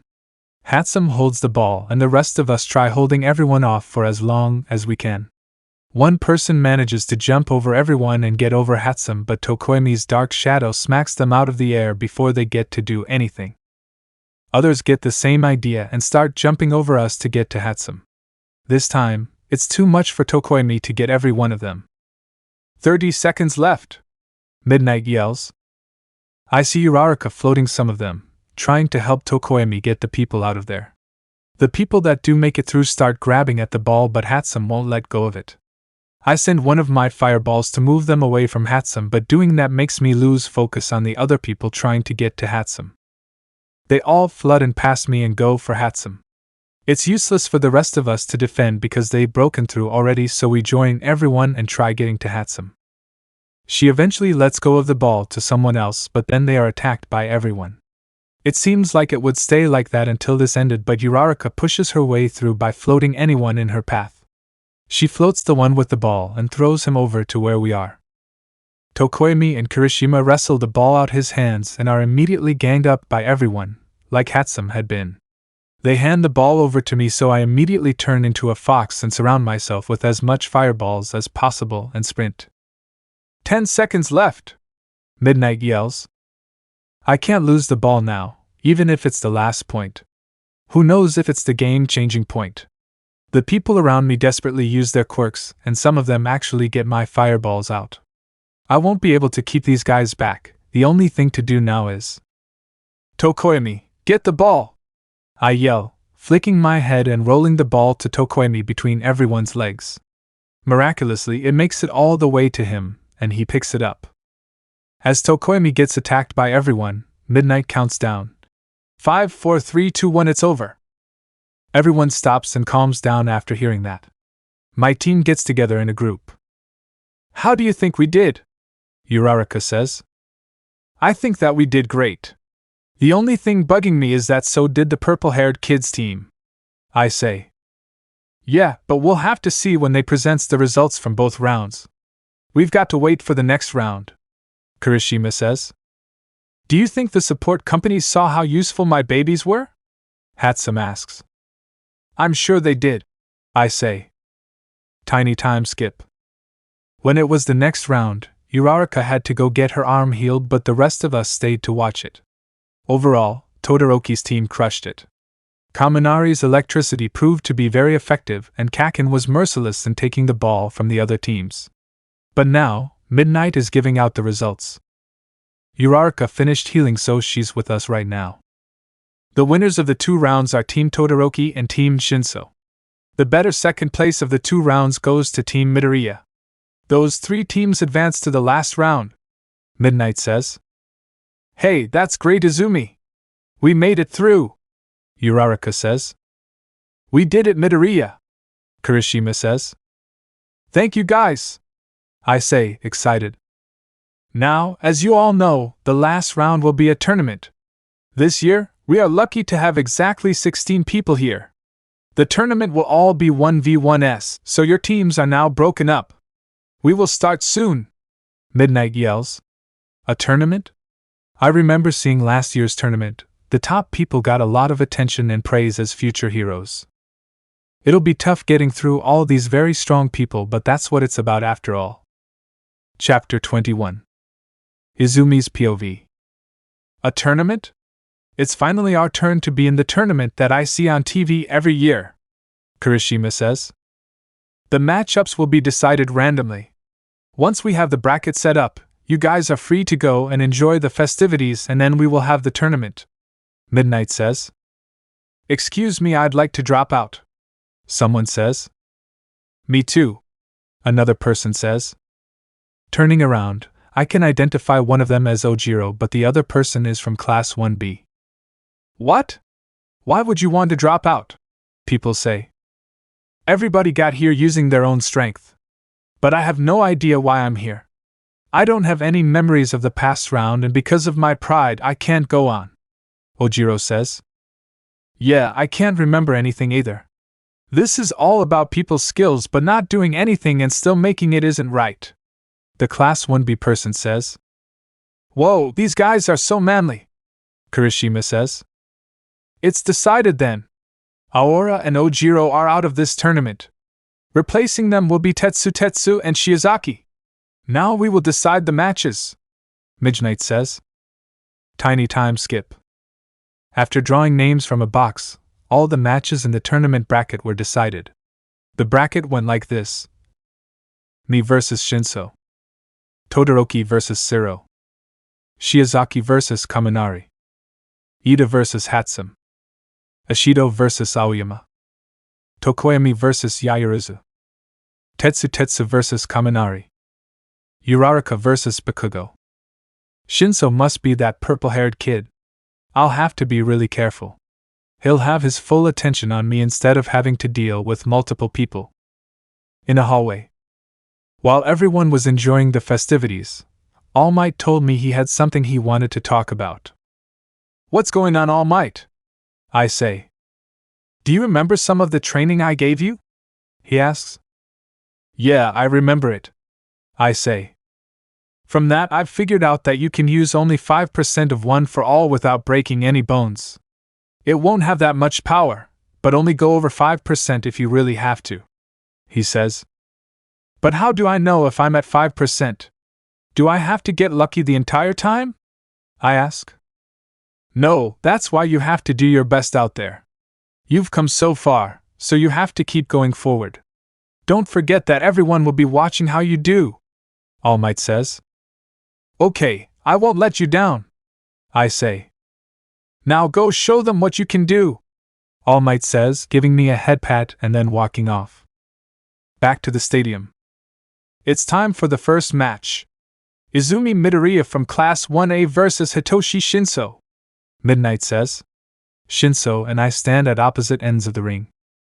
The rules are very simple. Win by knocking your opponent out of the boundaries, immobilizing them, or making them say, I give up. Don't worry about having to hold back, we have Recovery Girl on standby. Going in for the kill is prohibited, but we'll have Samantha stop you if it gets to that. Now start, Midnight says. Must be great having a useful quirk that you get to use from the age of 4. Because of the way my quirk works, I couldn't pass the entrance exam. You never have to work hard and you always get what you want. Everything is easy for you to do and everyone around you praises you. You get to freely follow your dreams, Shinso says, trying to provoke me. He doesn't know what I've been through before my quirk appeared or how hard I've worked to earn All Might's quirk. I feel bad for him if he had a childhood as bad as mine, but I can't give him a victory. I cover my mouth to avoid speaking and I surround him with fireballs, making sure not to set him on fire. This way, he can't move unless he wants to burn himself. Say something, he yells. Sorry, I can't let you win. I use one for all at 5% to push him outside the boundaries along with the fireballs, giving me the victory. What a quick match! Shinso is out of the boundaries, so Midoriya moves on, Midnight says, the crowd cheering. Hey Shinso, it wasn't easy for me to get here. Only recently I got to rise to the top. I think you'd make a great hero, so don't give up on your dreams, I say. Maybe I failed here, but I won't give up. I'll prove that I have what it takes to be in the hero course and I'll become a better hero than all of you, Shinso says. Tiny time skip. Up on the stands, I watch the other matches go ahead. It's time for the second match, Hanta Siro vs Shoto Todoroki. Start, Midnight says. Siro uses his tape and uses it to capture Todoroki and try to swing him out of bounds, but Todoroki makes a huge wave of ice, freezing almost half of the stadium. Siro is caught in the ice and loses the match. The crowd tried comforting Siro because of how he lost so quickly. Interestingly, when Todoroki melted the ice with his left arm, he seemed disturbed. But that reminds me, isn't his father the number 2 hero, Endeavor? If Endeavor's fire quirk is how he melts the ice, how does he make the ice?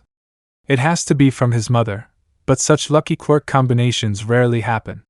Did his father marry his mother just because of her quirk? That must be why he doesn't like using his fire. He doesn't like his father because he was made as his creation. Sorry, but it's another time skip. The rest of the matches went on to decide who would move on. Kaminari tried electrocuting Shiozaki, but she blocked the attack and wrapped Kaminari in her hair and won. Hatsum toyed around with Ida using her support gear to show off to the support companies, but eventually walked off the stadium when she was finished. Aoyama tried hitting Ishido with a laser but couldn't, and Ishido knocked him out. Tokoyami attacked Yaoyorozu fast, giving her only enough time to make a shield, but she got pushed out by his attacks. Kirishima and Tetsutetsu's match was an interesting one. Both of their quirk were so similar that they tied and had to have a tiebreaker, which Kirishima won. The last one was a hard-to-watch match. Uraraka tried to gather boulders in the sky to distract Kaken so she could touch him, but he blasted them all and then blasted her mercilessly, getting the victory. The crowd really didn't like him for blasting a girl though. But now is my next match, and it's with Todoroki. Todoroki's really strong, it'll be hard to beat him. But I wish I could do something about him using his fire. We both go to the ring and wait for midnight to start the match. It's time for an exciting match. Midoriya vs. Todoroki. Start! Midnight says. Obviously, Todoroki's going to use his ice against me. Luckily, my fire is good for countering that. He sends ice at me, trying to freeze me, so I line up my fireballs in front of me to avoid getting caught in it. He sends an ice to get me from both sides, and I have no option but to melt one and dodge the other. I fall down, and he takes that chance to send even more ice at me. I melt some of it, and scramble out of the way of the rest, barely escaping it. All of this melted ice now has made a huge puddle on the ground, and I think Todoroki notices it. He sends another ice attack on my right and left, and the one I dodged connects with the water, and freezes it along with me. Frozen to the ground, I quickly get fireballs to melt the ice. Thankfully, Hatsum's fireproof spray works for 24 hours and my clothes are fine. I start advancing towards Todoroki while defending against his attacks. I send fireballs at him, but he's really fast on ice and keeps on escaping the fire. Though I do notice that his right side has some ice on it, and he's starting to slow down. Hey Todoroki, you've got ice all over you. You could use that right side of yours to get it off of you, I say, continuing my attacks. What are you saying? Did my father pay you for this? Todoroki says, dodging with his ice, but his ice is getting weaker. You're weakening. Can't you use your left arm to solve this problem? I yell. Todoroki instantly replies, No, I'll prove to my father that I don't need his quirk to win. It's not his quirk. It's yours. So give me everything you got, I yell. Todoroki pauses for a moment, and then his left side explodes in flames. That fire's hot, and I don't think that my fire could beat his fire. I'll have to use one for all to attack him, but I hope he doesn't notice my body and clothes are resistant to fire. I wouldn't want to ruin this moment from him. Thank you, Midoriya, but I'll be taking this victory now, Todoroki says, and he takes out some of my fireballs with his flames. I was right, my fire doesn't stand a chance against his fire right now. He sends flames at me and then backs it up with ice, forcing me to use an above 5% flick of my fingers with one for all to clear it. He caught on really quickly that his fire beats mine. He starts advancing towards me with more attacks and makes me wreck one entire hand to defend myself. He gets close to me and sends an attack, but I can't wreck another hand, since that would only help him. I go turn into a fox and leap away as fast as possible to get away from the attack. When my paws touch the ground, the one that I wrecked with one for all hurts so much. I turn back into a human because of the pain.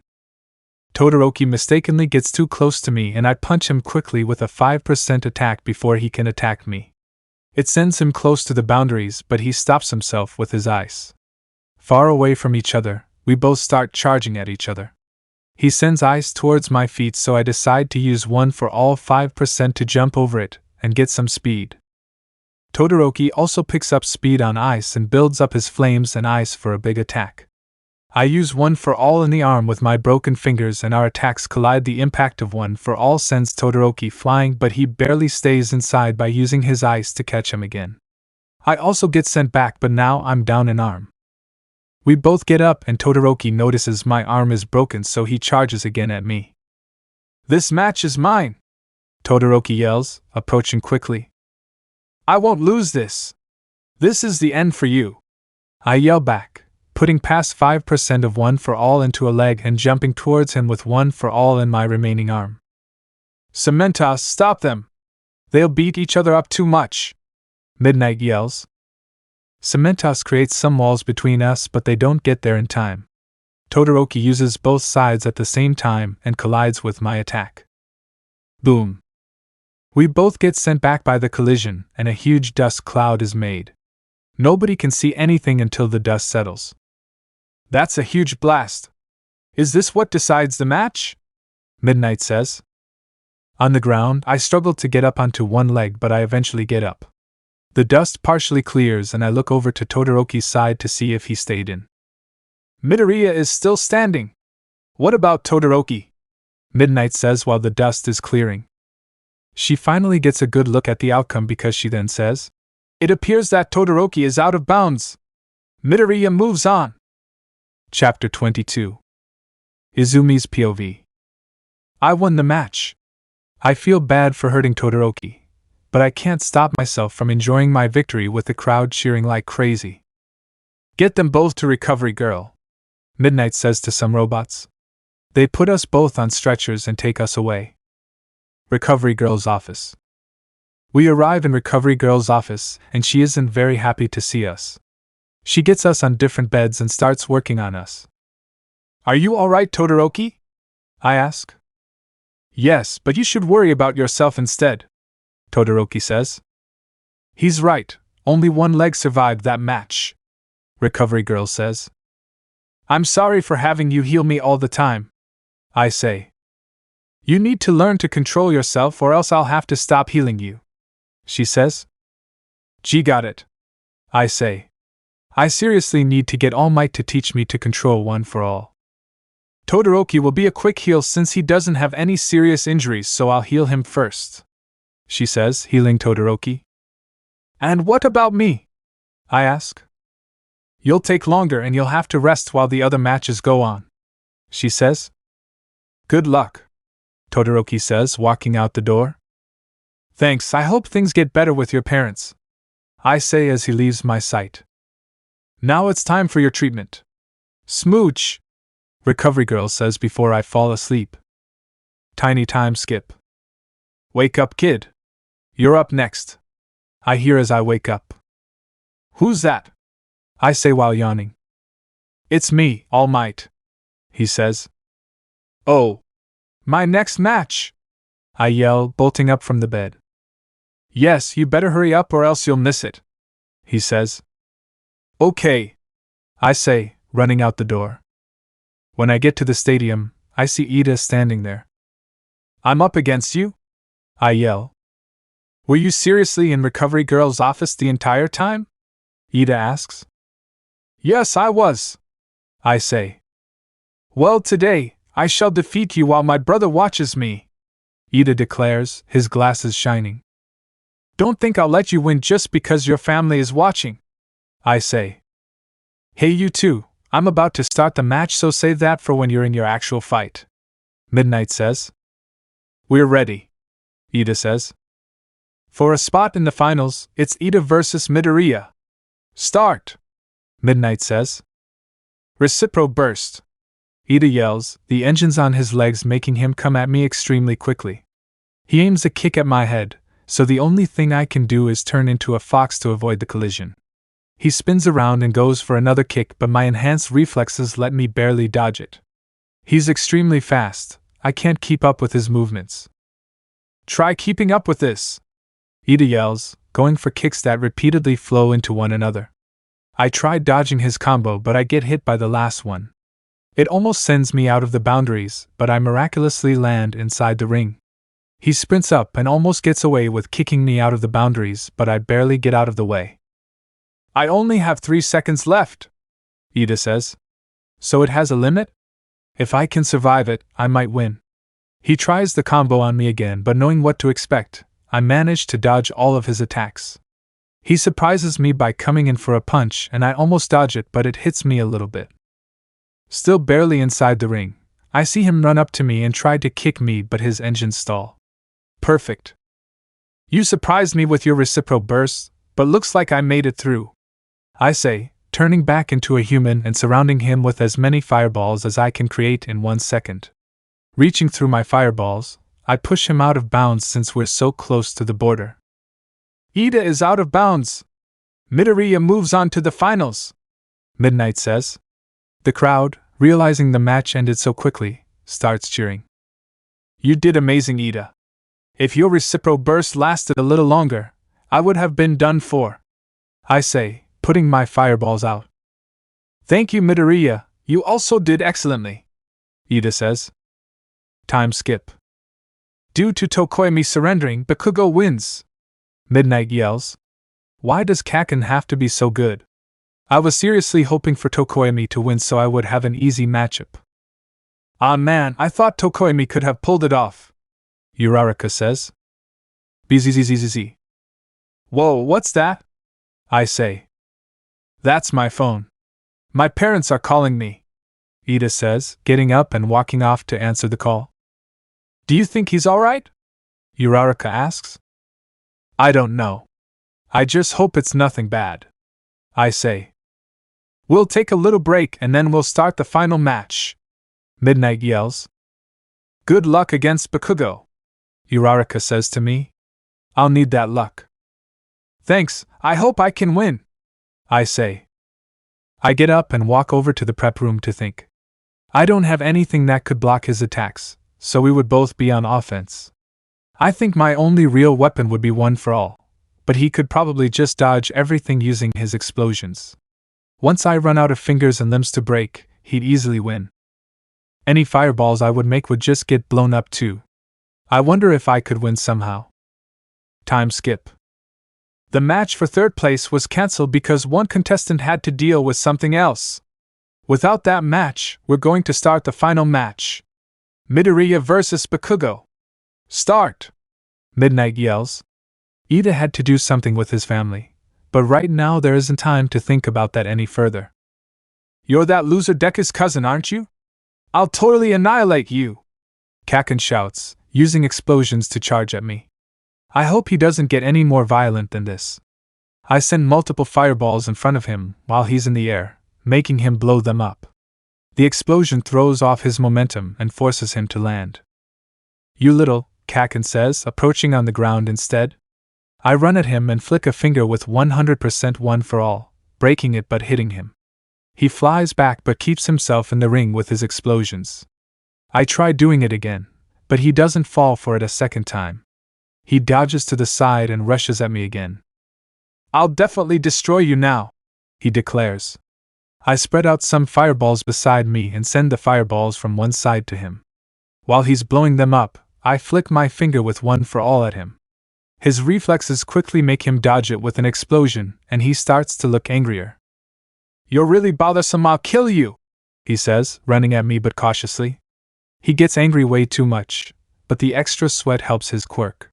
He's probably going to let out some massive explosions, and getting hit would knock me out of the ring. Turning into a fox, I run towards him in a zigzag pattern and send fireballs beside him. Don't think that those stupid animal abuse laws will save you, he says. He doesn't have to be so mean just because I'm a fox now. He blows up the fireballs next to him and aims at me. The moment before he unleashes his explosion, I jump to the side to avoid it. He tries blasting me again and I dodge again.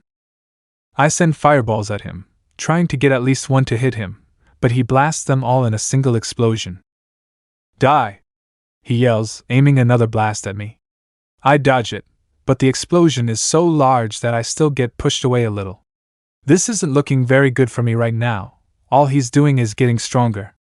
I turn back into a human and go for another flick with my fingers, but he avoids getting hit again. I've got you now, he says, taking that chance to attack me while I no longer can move as fast as a fox can. I try my best to get out of the explosion's way, but I still get hit by a part of it. I decide to get back at him by using 100% one for all in my arm and punch in his direction. It manages to hit and push him back some distance, but he had blasted himself sideways to avoid getting launched out of the ring. Shoot, I can't really say that was worth breaking my arm. Looks like your arm's done for. This will be easier for me now, he yells, running at me. Don't underestimate me, I yell back, flicking my fingers with 100% one for all at him twice. That won't work anymore, he yells, dodging them as if he'd practiced for it. Dang it, he's got great battle instincts. I've lost an entire arm and 2 fingers. He, on the other hand, is basically uninjured. I run at him making fireballs and I send all of them at him from multiple directions. He quickly gets rid of them all, but I see him starting to tire just a bit from all of the explosions he's made. I get the idea to just harass him with fireballs until he tires out. I keep on sending fireballs at him while he keeps on blowing up, but all the fireballs start to tire me out too. Guess I can't infinitely make fireballs. Quirks are physical traits too. I decide to jump at him while he's somewhat tired and reach my arm back for a punch. He tries to get out of the way, except instead of punching him, I deliver a kick with 5%. One for all. He gets hit by some of it, but he decides to grab me while we're still in the air. Wait, I messed up. He does so much better in the air than I do. He makes an explosion to the sky, propelling us both to the ground. He swings me below him and makes me take the impact. We slam onto the ground. I see him above me, holding me down. Grrrr, Kaken growls at me, threatening me with an explosion. Turning into a fox now would only get me blown up. I give up, I say. Midoriya surrendered, so the winner of the Udata Sports Festival is Katsuki Bakugo of Class 1A. Midnight yells, the crowds cheering piercing through the air. Let me know in the comments below if you guys want the next part. Also check out my other video that has been shown and left. Thank you for watching. If you enjoyed this video, please like and share this video. And have a fantastic day. Bye.